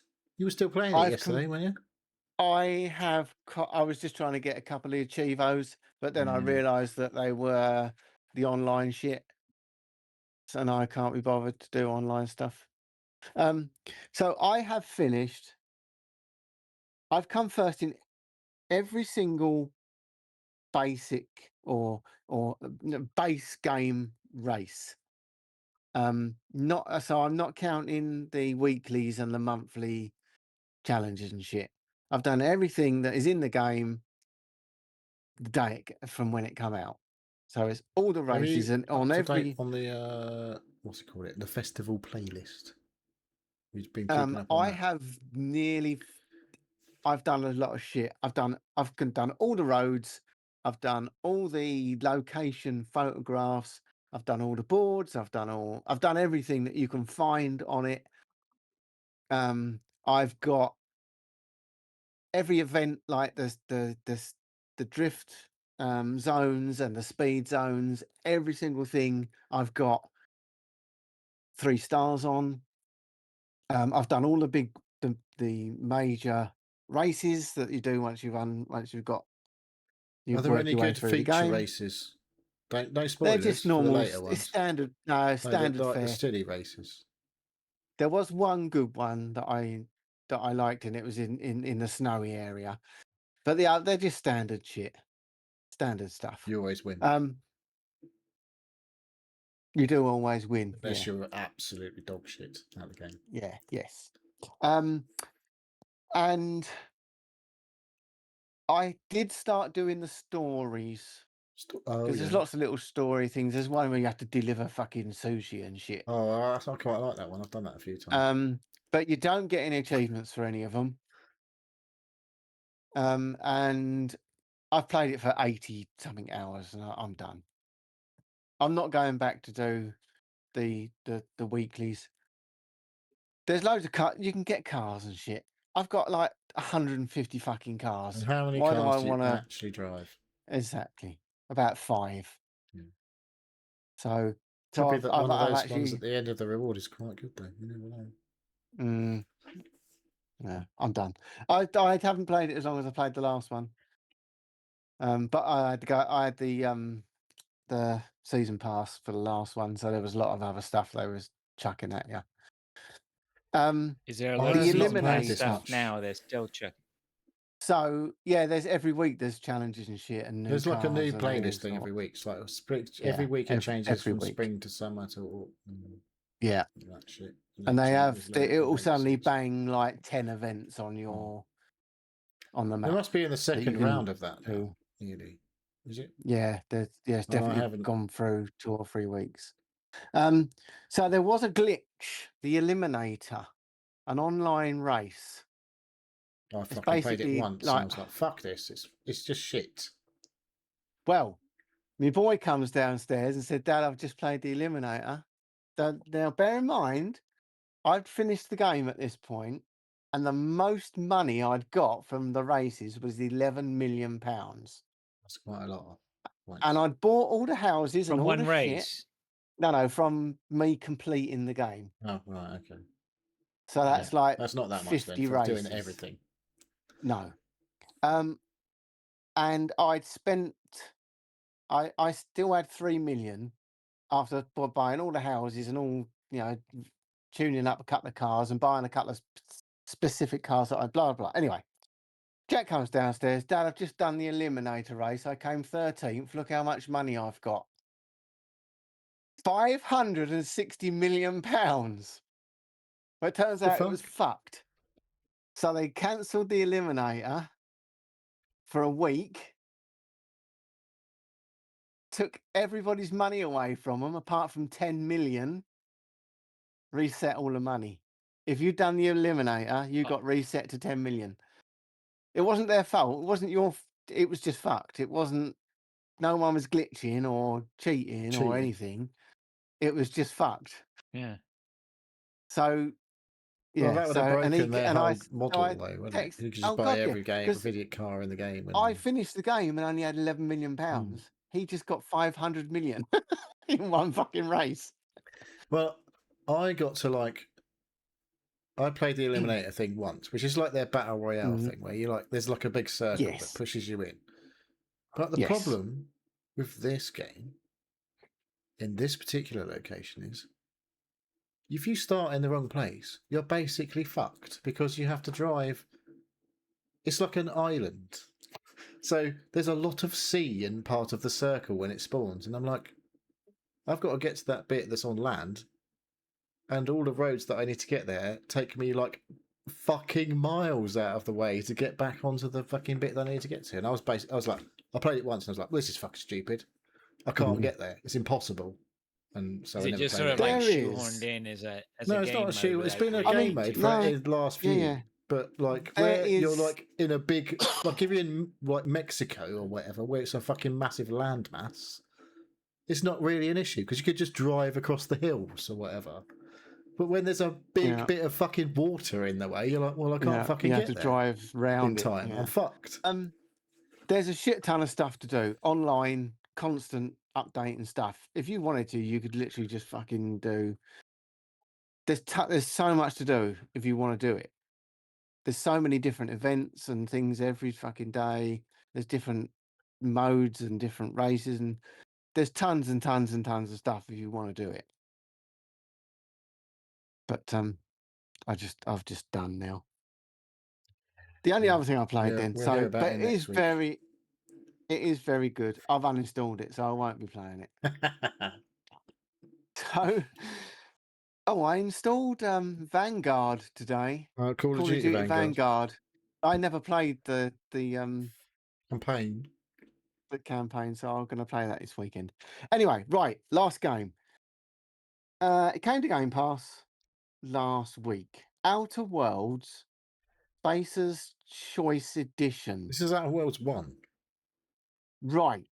So I didn't know what this was. I thought, I'll give it a go because I've dabbled and didn't really get on with it. I'll see what this is, because I'm just a thick twat who just plays video games. I don't know fuck all. So I installed it.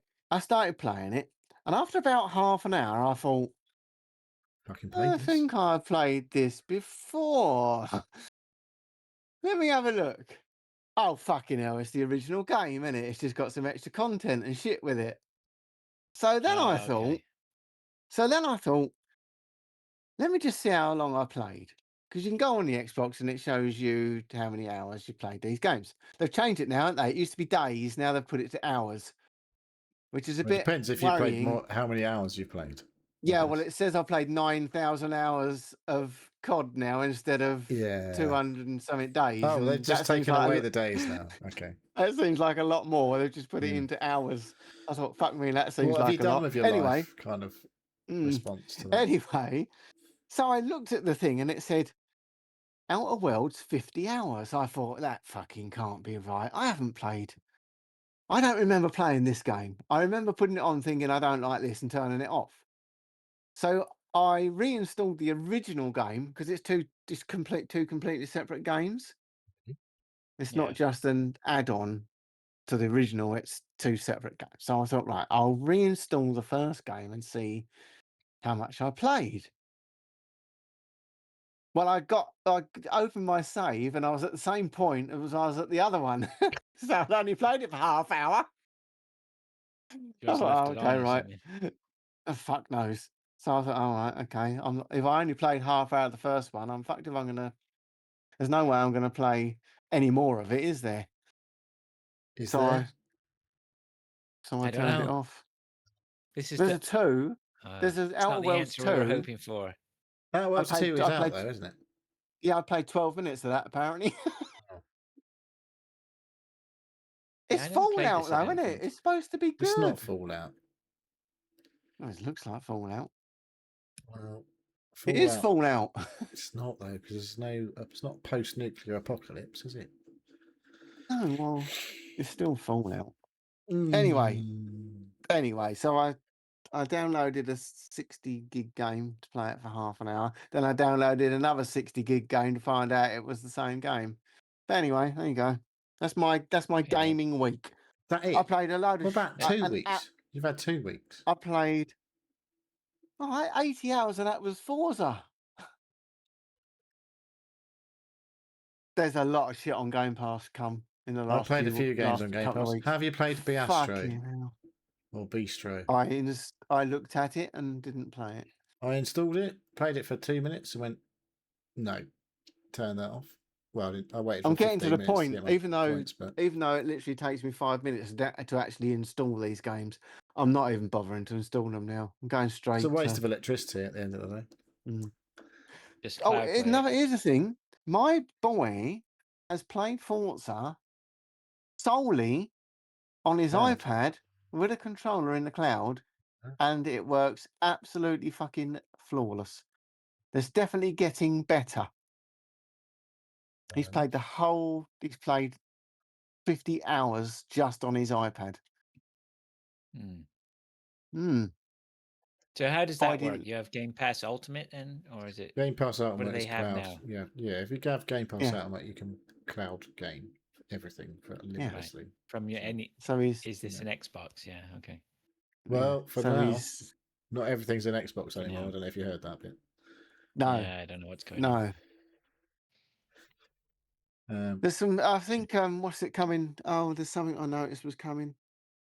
Oh, Gears of War. That's coming in. No, not Gears of War. The Halo remake. Halo campaign is soon, I think. Yeah. There's some couple of good games coming, but anyway, that's it. I haven't played fuck all else. Fair enough. How much you got left there, Neil? Oh, I've got a few. 1, 2, 3, 4. You have got a few. Do you want to do another one? Quickly? Let's talk about Resident Evil Requiem. Okay. Because you've both played it. Yes. I haven't played the full game. I have played the demo. I have played the demo in 2 different places. Oh. The same demo. Exactly the same content on 2 different systems. You, Mr. Moore's, played on PS5, correct? Obviously, Pilch, you played on Xbox Series X. I played a demo on PS5. I also played the demo on the Switch 2. Because I'd heard that it actually runs quite well. And everyone was like, Switch 2 is a bit underpowered, a bit this, not that great. Well, I'm here to tell you that it might be a viable fucking primary platform to play your fucking games on. Because yeah? that Not at 80 demo, quid, it ain't. well, what? 80 quid for what? The game? Yeah, It's not 80 quid. I think it is. No, well, it wasn't when I looked at it. The Switch 2, which I was playing at 4K on my TV, was running maybe not quite as well as the PS5, but I was playing my PS5 at only 2K on my monitor, so half the number of pixels. And I was like, it's actually quite impressive how well this game is running on the Switch 2 for a £400 console. In the current climate of like people talking about however much things are going to cost for the next lot that comes around, versus that, well, it's only about base PS5 that I'm playing on. It's not the Pro, and like I say, it was only at 2K. And I was like, this runs really quite fucking well. It's indicative, isn't it, that we don't need more powerful consoles. We just need accessible consoles need at good decent games. prices and, you know, half decent games to play them on, you know. Resident Evil Requiem felt like it might be quite a fucking good game. I'm going to tell you, I'm going to let you into a little secret. Actually, what's the demo? What is the demo? Demo is it just the start? is, I don't really know. I assume it's the start. You're like, you spawn in as Grace upside down on the fucking bed. Mm-hmm. That's So the start, isn't it? And then there's the weird thing chasing you around the hospital type place. Oh. And then I thought it started in a hotel with her mum. Yeah, and then she goes that's to not really that start. abandoned So you're hotel. already like, you've been captured and like they're taking your blood. Yes, yeah. Oh, okay, so Yeah. you're a little bit deeper in, yeah. I don't know. This is the demo. This is like you're like literally you wake up as Grace, upside down. So you're playing in first person because I didn't change anything on both versions. Once the cutscenes are done. And yeah, so there's the weird monster chasing you around. Is it a hospital? I guess it's kind of a hospital. Yeah, it is a hospital because Is it when you have to go through the kitchen? there's a bit where you're running around and there's a nurse's station and all that sort of So shit. you get chased by quite a few things in this round. Well, yeah, I guess. But this particular is this a large thing? There's a point is it where the you go large into a room. witch Wait a looking minute. thing? Wait a minute. You go into one of the rooms in the place, and there's a little book that you look through, and it says, "Have you seen the ghost in the shadows or whatever?" It's looking at you. Yeah. So that's part of the game. Yeah. So staying at the end of the last pages. Stay in the light. That's in the middle. That's in the middle of the game. Right. That's so literally right in the this middle. is the demo. You're So looking spoilers confused now, for the middle Fraser. of the fucking game. No, that's quite near the start, isn't it? Oh, anyway. Whatever. Well, yeah, it's not like at the start, is it? Because Not at the start, though.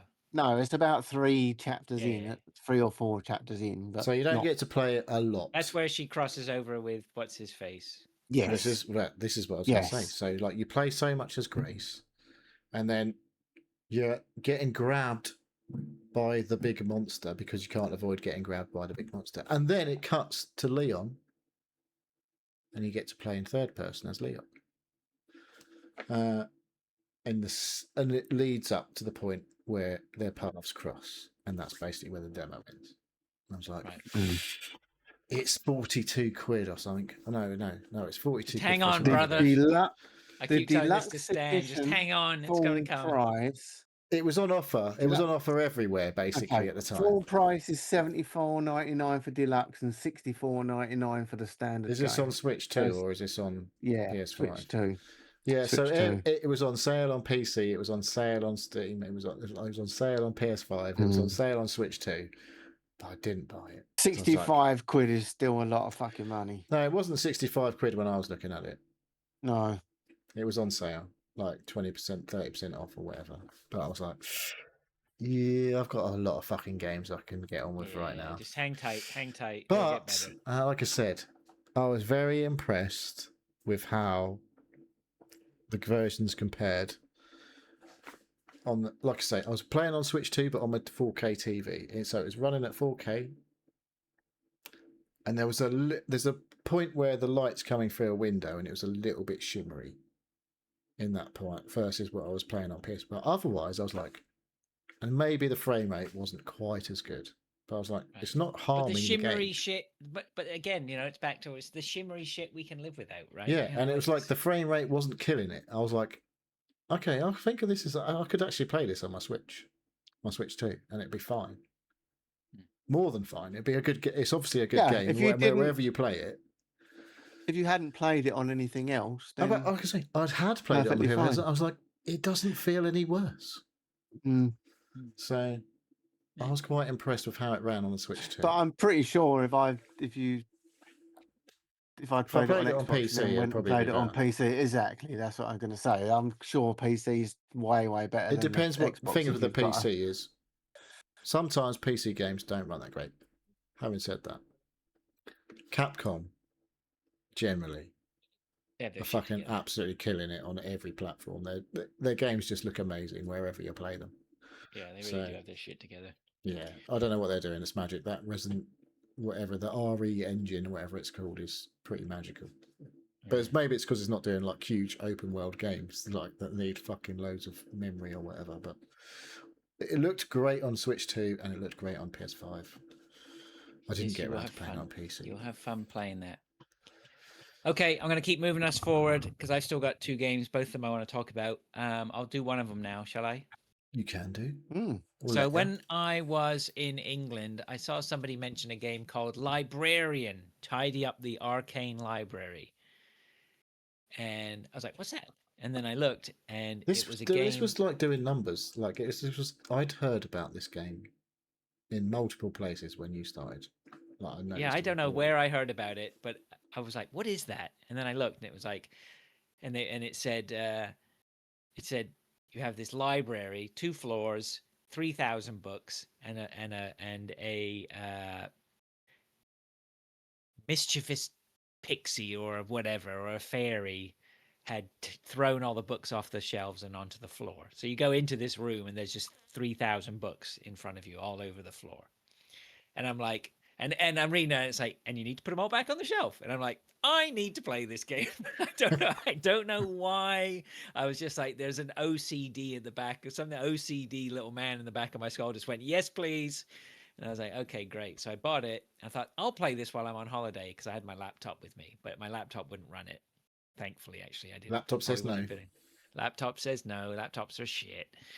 So I played it. So I came home and it was like, I think I came home and within an hour I was sitting down. Once I'd done all the pleasantries with everyone, sat down and it was perfect. It was the perfect game I needed to come down off my holiday. Just sit on the sofa and you just look at these books, right? There's all these books placed in front of you. You're like, what the fuck?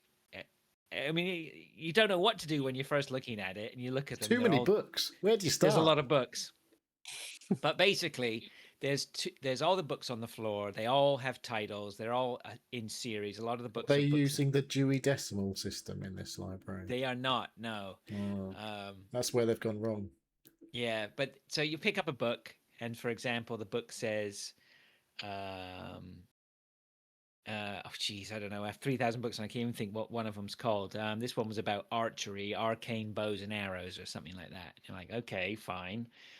Where does it go? And then I looked, there's a map and it shows you what's in each section. It's like archery had its own bookcase. So I was like, okay, so I went and put it up in the bookcase and it was like number 5 of 10 books. And I'm like, this is going to take a long time.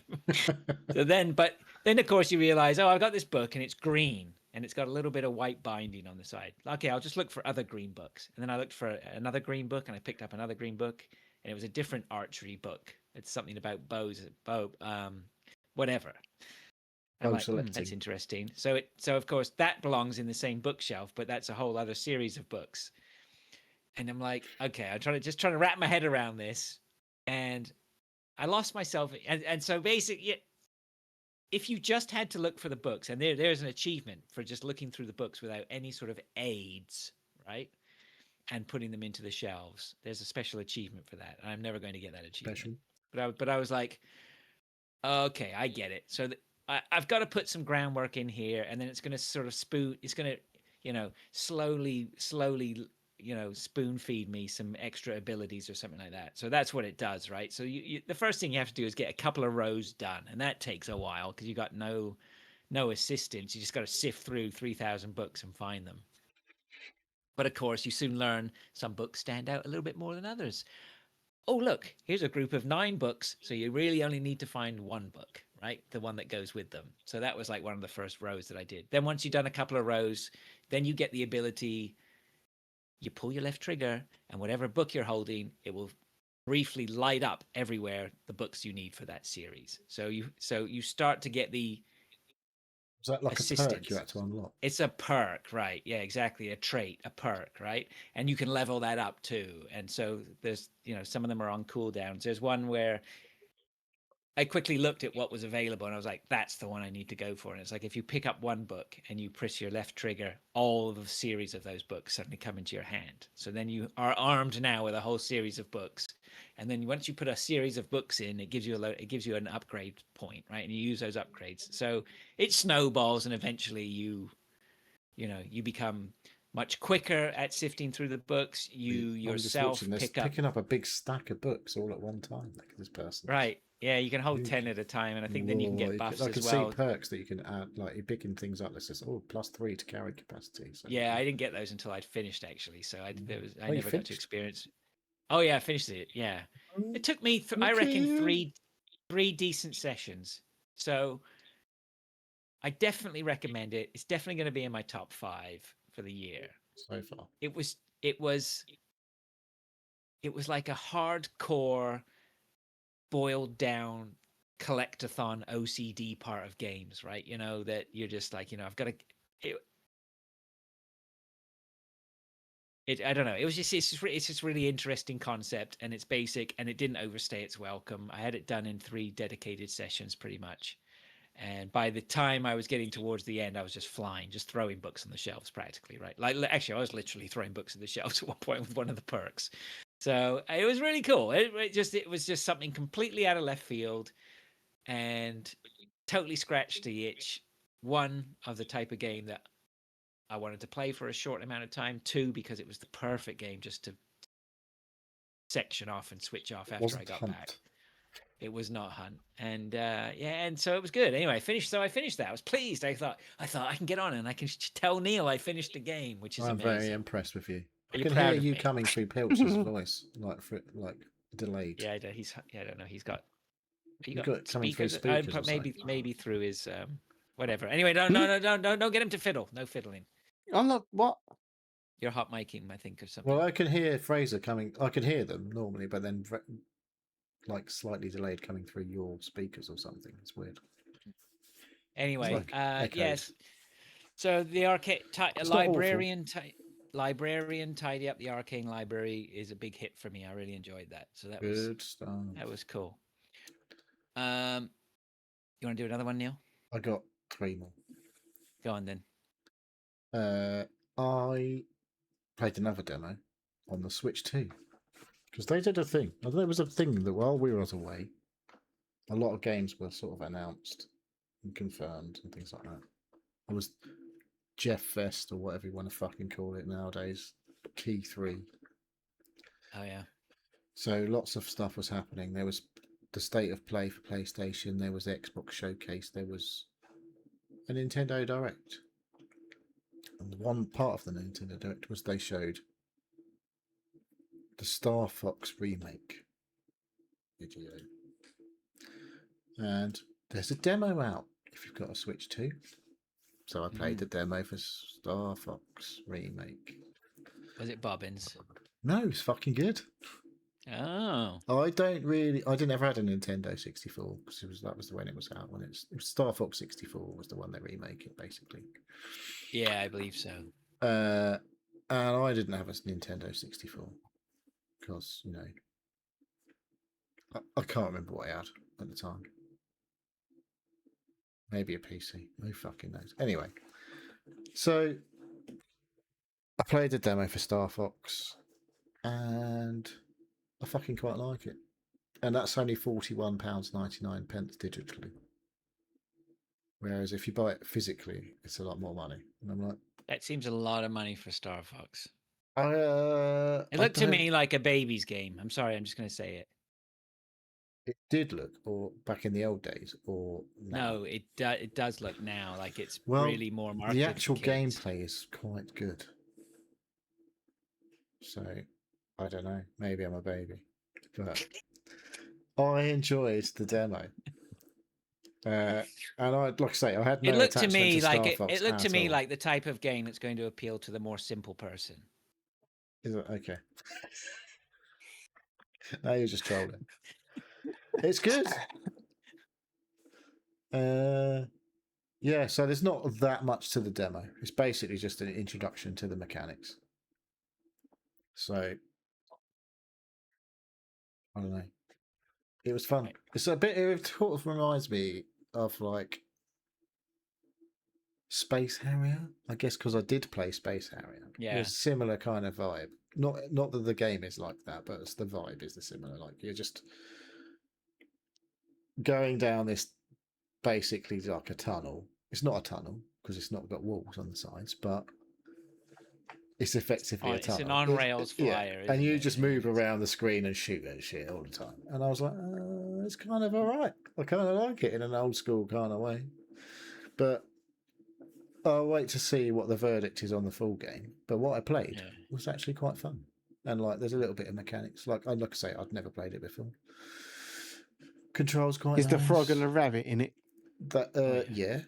But you know, Zippy, Guppy, and a pig. Gappy. What's his name?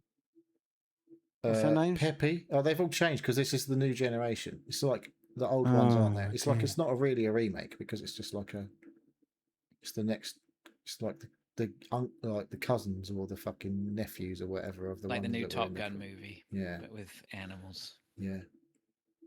Very right. well animated animals. But Star Fox might actually be all right. Turns out. Okay. All right. You want to do another one?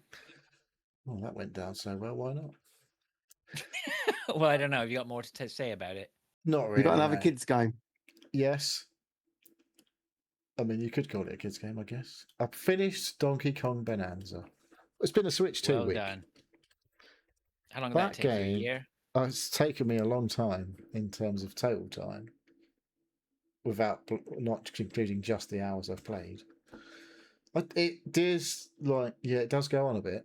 It's quite a lot of game there, as is the Nintendo way, I guess. Like you think you might be finishing this game, I've got news for you. You ain't quite finished. It did that a couple of times.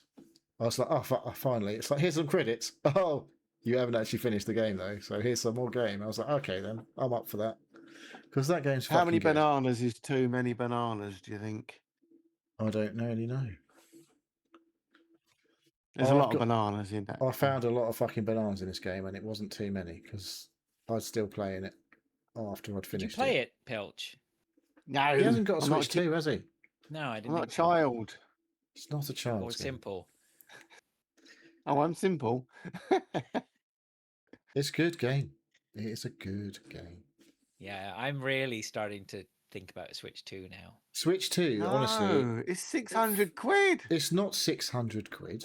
Might How be much is it now? $600. It's 400 quid. It's less than 400 quid for a Switch 2. Is it? Yes, it's 380 quid really? for just the Switch 2. And a proper controller. Oh, you don't get the proper controller with that. No. If you want a pro controller, it's an extra 70 quid or whatever. 65 quid. He's having a look now, isn't he? Come on, with Canadian tax, that's got to be $700. I'm not getting much change out of $800. Fucking hell. Yeah, but how much is a PS5? To spend PS5? my money on. Well, I already have a PS5. Yeah, all right. But if you hadn't got a PS5, I'd probably not get much change of about $1,200. Nah, I don't know. Anyway, what else we got? Is that it for Donkey Kong? If you have a Switch 2, I don't know why you haven't got it. It's a great game. The fucking surround sound is amazing in this game. Yeah. Like, if you like, just not that you would, but occasionally you do. You just spin the controller and the way the music all just like fucking moves around. Oh yeah, I love doing that. It's cool. It's fucking cool. It's really fucking cool. And I'm looking forward to playing more games on my Switch too. I've re-upped for another 12 months of online expansion pack goodness on the Switch too, because it was running out in July. I was like, I'm not gonna fucking get round to Tears of the Kingdom and finish that before You that haven't runs started out. that yet, have you? No, exactly. I haven't started that, so that's not going to run out. I'm not going to get around to finishing that before that runs I out need in to July. go back into that game. See, if I bought a So- Switch 2, I could get back on that too, and then Well, that runs my library does Switch 2 games like- as well. So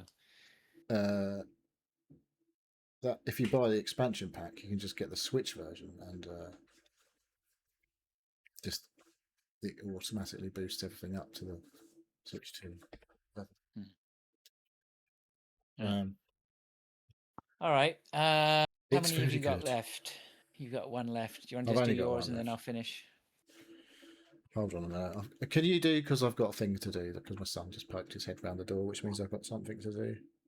I have been playing Lego Batman: Legacy of the Dark Knight, which is the latest Lego game. You doing that co-op? I'm not actually. My son bought it, so I've just been playing on Steam on my own. He would probably be my co-op buddy, but I don't think we can play at the same. We can't play at the same time, so It's I have to watch. No, on Steam you can maybe do that, because they do that No. weird Steam Play thing where you can have, because you can do, if you can do 2-player local, you might be able to do that. Oh, maybe, I'm not sure. Anyway, we haven't looked. I've been playing it at 5 in the morning for a couple of hours every day. When He won't be doing that. Yeah, no, he's on. He is definitely not up at 5 in the morning. That boy. Yeah, Well, it's he's all probably right. up. He's just not at home or at his accommodation. He's He probably just hasn't still got to out. bed yet. Yeah, I know. Yeah. That's true. It's true. Yeah, I finished it. I finished it this morning, or did I finish it yesterday? I think I finished it. Yes. Yeah. So I just, I started playing You're it. not doing everything, then, are you? You just Yeah, I'm going to. You're going to. Oh, yeah? Going to. You're going You're to going platinum back? it, effectively. Yeah. So I started it, and I was like, I can't say I enjoyed the campaign that much. I found the campaign to be a bit of a ball ache. I felt like there was way too much fighting in it. What is the fighting deal bits. with the actual story of this game? It's. I'll tell you what. Is this it going like. through the trilogy of the films? No, no, not at all. It starts off where you're a little kid at Wayne Manor or whatever, but then you eventually end up in the hub. I'll tell you what it's like. It is like Batman Arkham Knight, which I think was that the second one, or Arkham City was the second one. Arkham City, yeah, was the second one.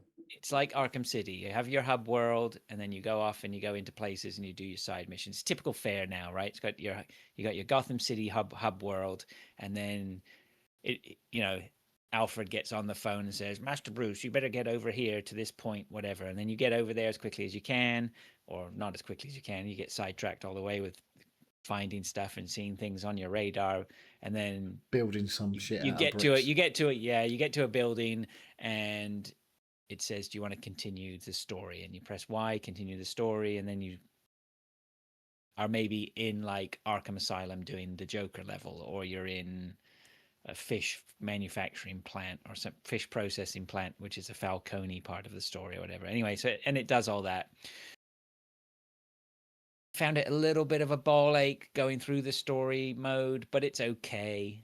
And I made a quick decision early on. I was like, just head down, just push through the storyline as quickly as possible. Don't get sidetracked. Don't try and find everything in all the levels.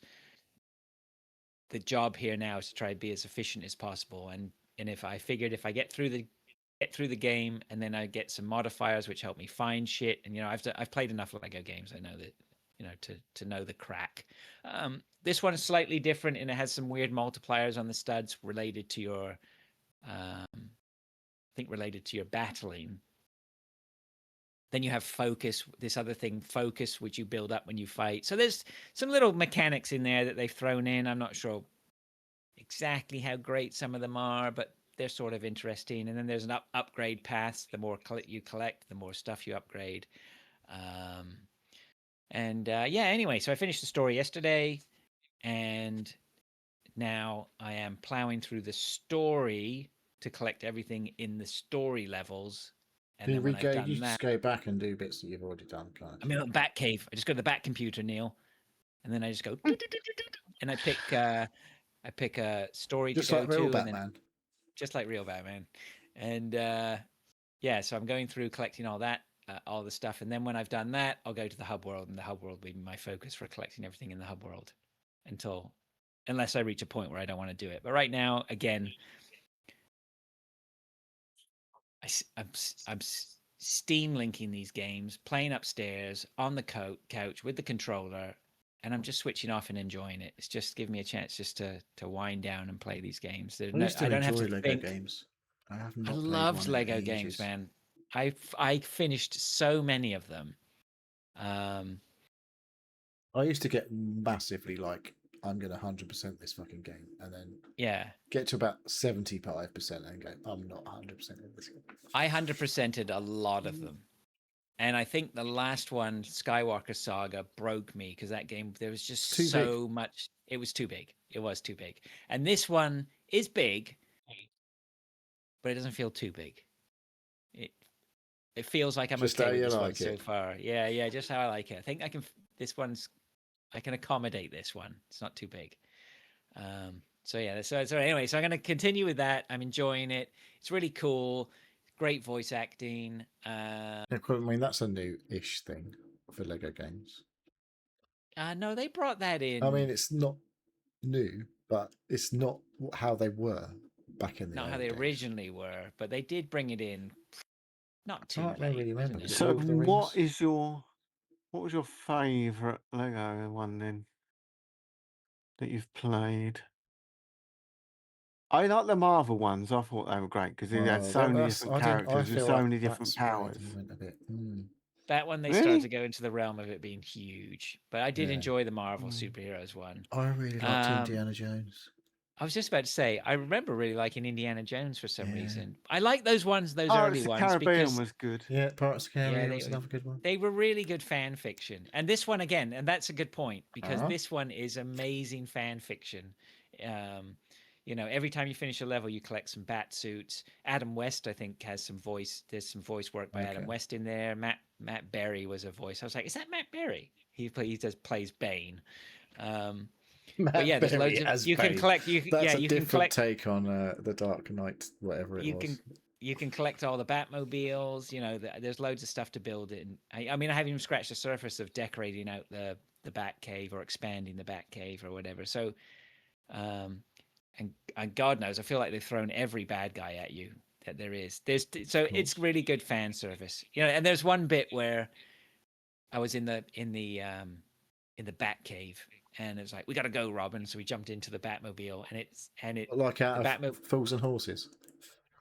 And you jump into the Batmobile, and the Batmobile scoots off, and then it does the spinning bat logo that comes in and out, like the yeah, exactly, just like the old 1960s Batman. So it's cool. Nice. It's really cool. Is there much character changing? Because obviously there is. Even So though... yeah, so basically, Batman has two weapons, like batarangs and something to latch onto things and pull.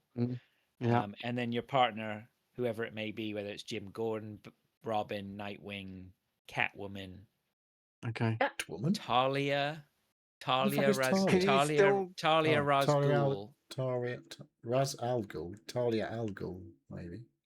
Yeah, it's his daughter. Can anyway. you only select the characters that are in that part of the story though? Because some of them you could just scroll through, like Star Wars. You could scroll through. You can use any. You had 100 people to go through in that game. You could choose any character you wanted. No, in the hub world, they had a group of some would do some things and one like these ones do green things, these ones do yellow things, but you could choose any of them. Whereas this one is. There's some puzzles you can't do unless you have a specific character. So, for example, Jim Gordon has a Catwoman has a whip, and there are certain things you see that she can whip. Nobody else can whip them, right? She's the only one who can whip them. And there's other things that Jim Gordon can do and whatever. So, in the hub world, you can pick anyone to be your sidekick. I think you can have probably any combination of characters you want. There's some points in the story where you're not. Batman isn't even in it. You're like 2 other characters or whatever. Okay. But there are parts of the story where you're locked out. You can't necessarily pick everyone because they might give you anyway, because you can anyway. A game breaking ability. Yeah, game breaking ability. So, but I haven't had any glitches. It runs really well. Graphics are amazing. I did notice they did a close up on the Joker, so he's like a typical Heath Ledger minifig. Joker. Yeah, it's a Heath Ledger Joker, and it's typical minifig with white face paint on. And they did a close up of him, and you could see like the depth of the paint on the front of the thing. And there was one point where I was looking at Batman, and you could just the textures on this little minifig Batman or whatever around his cowling and stuff. It's just, it's really well done. I think really well they've done. been getting. That was probably since. I think Marvel were probably when they was really just like all the suits When they and threw that, a were load of just- money at it, obviously. They look so good. Yeah, All the characters just looked. yeah. Yeah, it's very It's really- shiny. Always yeah, been very shiny. It's really good. I highly recommend it if you're into the Lego movies. Is it worth full price? Yeah, I don't know about that, but whatever. When Still someone else good. buys it for you. Someone else buys it, I'll play it. Mm. Yeah, fair play. So yeah, Lego Batman. There you go. Good stuff. All right, Neil. Well, it's just why I've got one game left. Yes, which I'm surprised to see. Are you? Yes. Well, I've been playing Final Fantasy XVI because it came to the PlayStation Plus extra thing this week. I'm not Have totally. you played 16? Well, I was just going to say I'm not totally. I mean, I know of Final Fantasy. I'm a big fan of Final Fantasy VII back in the day. Played some of the other ones. Dipped my toe into others here and there. Never really played 16, but I am under the impression that 16 is probably very highly regarded, isn't it? It's got very high production values, I could say. There's a bit of the old cutscene-tasticness going on in the early days. However, there is quite a lot of action as well. So this is not your typical old-school turn-based fighting. This is now an action combat game. And I've not really noticed any cooldowns other than your big abilities you have cooldowns on. So, but you have like basically a spammable like magic attack, which you're throwing as the main character that I've played as so far, at least Clive, classic video game hero named Clive.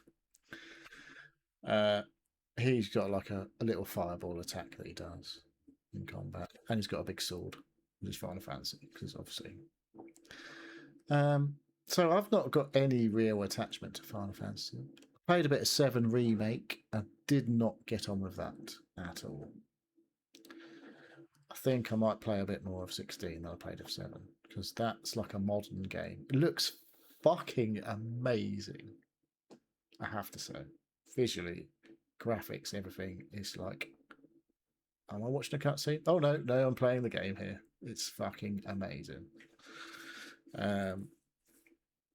And so yeah, we'll see how far I get with it. It's been fairly straightforward combat wise, I'll put it that way. How old is this game? 3 years. 3 years old. Oh, is that it? Yeah. I thought it was a lot older than 2023. Maybe I'm thinking of a different Final Fantasy. Maybe you're thinking about 15 with the guys in the car, which does look a lot older now. This game looks absolutely unbelievable. So yeah, it's very early. There's a lot of story shit going on. But like, it's all a bit Game of Thronesy, I guess. You play as Clive. Mum doesn't like Clive, turns out, because he's not the Phoenix.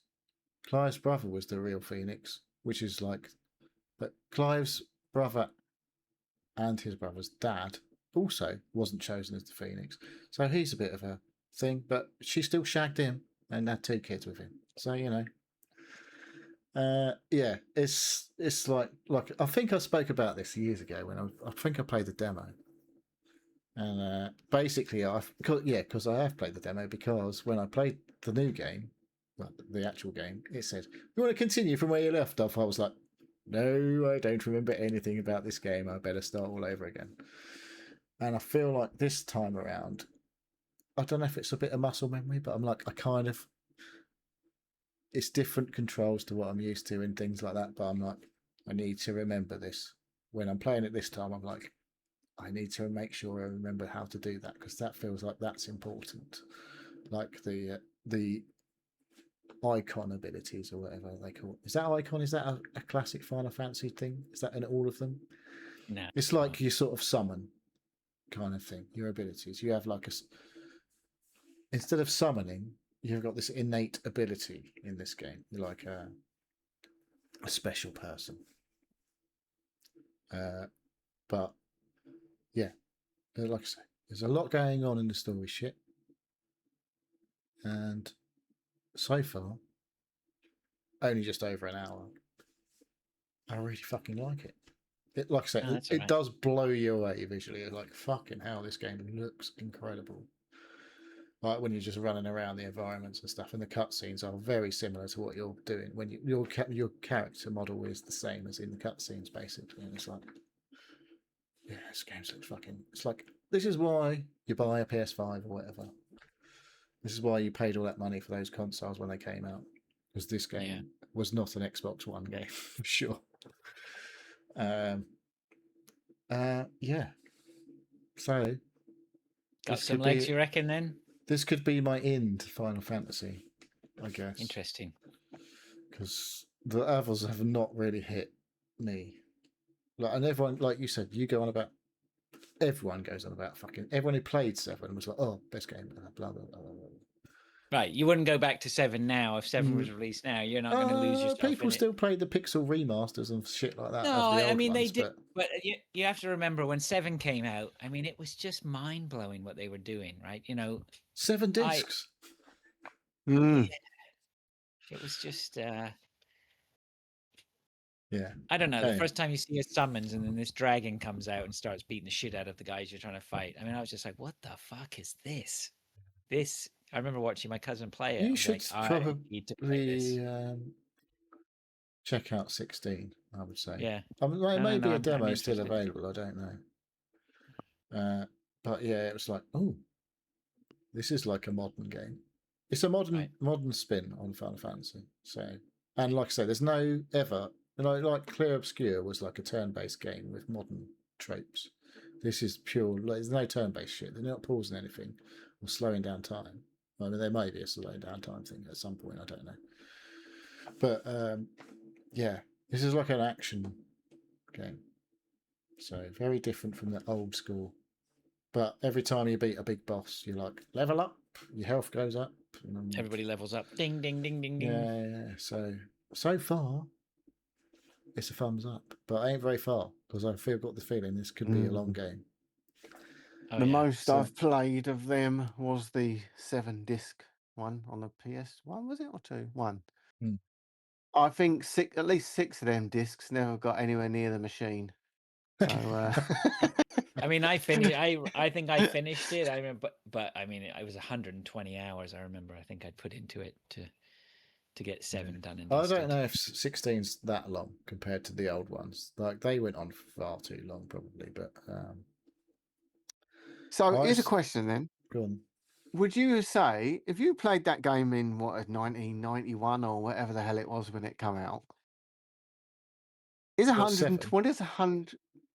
No, whenever. Yeah, is it when was PS1 out? 91, 90s, 2? I guess. No, mid-90s. Mid-90s. Was it that late? 98. Okay. Well, anyway, whenever it was, would you say playing a game for 120 hours then? Would you say that was easier or harder than playing a game for 120 hours now? I wouldn't say it's because there weren't many games that didn't last many. There's hundreds of games you can play for hundreds and hundreds of hours. There weren't many games then. There was no like that's what I mean. Kind of shit. That was playing that game would have been a hell of an undertaking. That was the exception, not the rule, like today. It was definitely an exception. Plus Yeah. that as well was 120 hours. I think I had I'd surreptitiously at work, gone up from my desk to the printer every half hour or whatever, just picking up a stack of 5-10 pieces of paper nobody would notice till I'd collated this sort of 200-page walkthrough of Final Fantasy VII. Carted it off to I lived alone at the time, and all I did was I'd go home, smoke a spliff and play Final Fantasy. So 110 hour. And so I think I just went totally in depth with it, right? I was playing around with all the materia for all the swords and trying to collect all the weird shit and whatever. So there was so much to it. If you Is this wanted specifically to 7 dig you're in. talking about? That was 7, yeah. But I'm sure they're all Have you tried the most of them remake like at that. all? Yeah, I didn't sit well with me I because don't know what it is about that game. It does not feel. I don't know. It just doesn't. I never. Like I said, I didn't play 7. I back in didn't the old days. understand it. I think didn't it was the problem. get the mechanics, the modern Yeah. spin on it. I was just like, it doesn't feel good. No, I got Whereas into a this fight and feels I was good. like, I don't know what's going on. So 16 yeah, I need does to feel check out. nice to I play. need to check this out.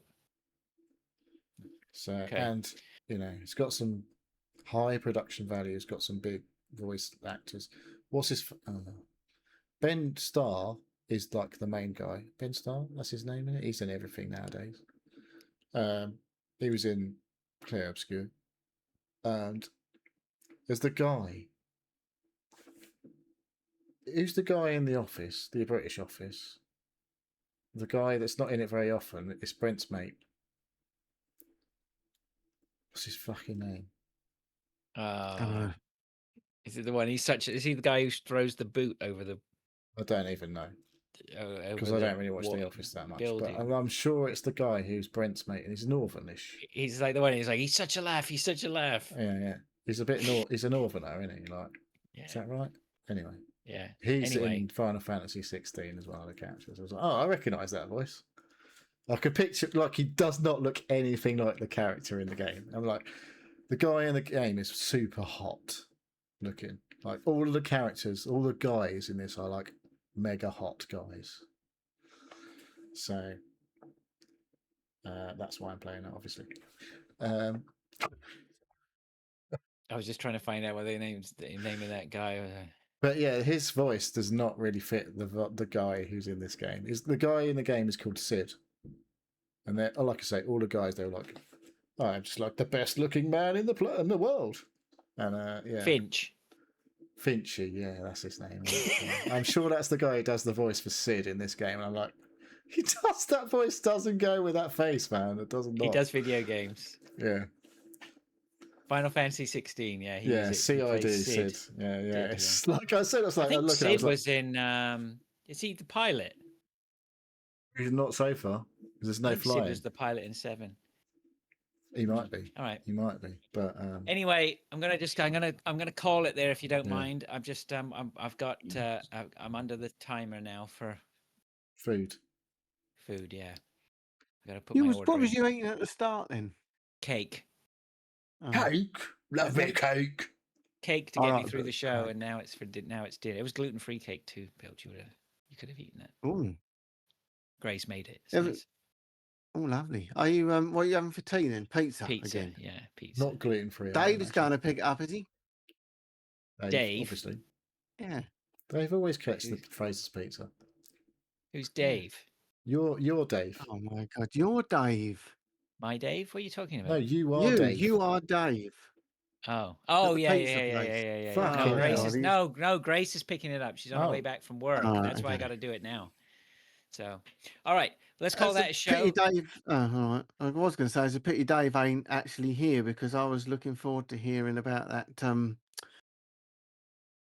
Alchemy Factory he's been playing. Next week, maybe. All right. Well, he's got a new game he'll be talking about next week. Is he? Mm-hmm. All right. Who do we got? A thanks for Twitch. Thanks for hello. Who's this Bunger has sent 3 pilch emojis in? So nice. She should be in bed. She's an adult. She can do what she likes now. Just because she lives in your house. Isn't it? Hi, Daisy. It's only 11:30. Christ almighty. She's a student. She'll be up all night. All right. I got to go. All right. We'll see you soon. Later. All right. Thanks very much for listening, everyone. Go to sealpodcast.com, etc. If you like. And all that jazz. All Join right, the see you Discord. later. Bye. Bye.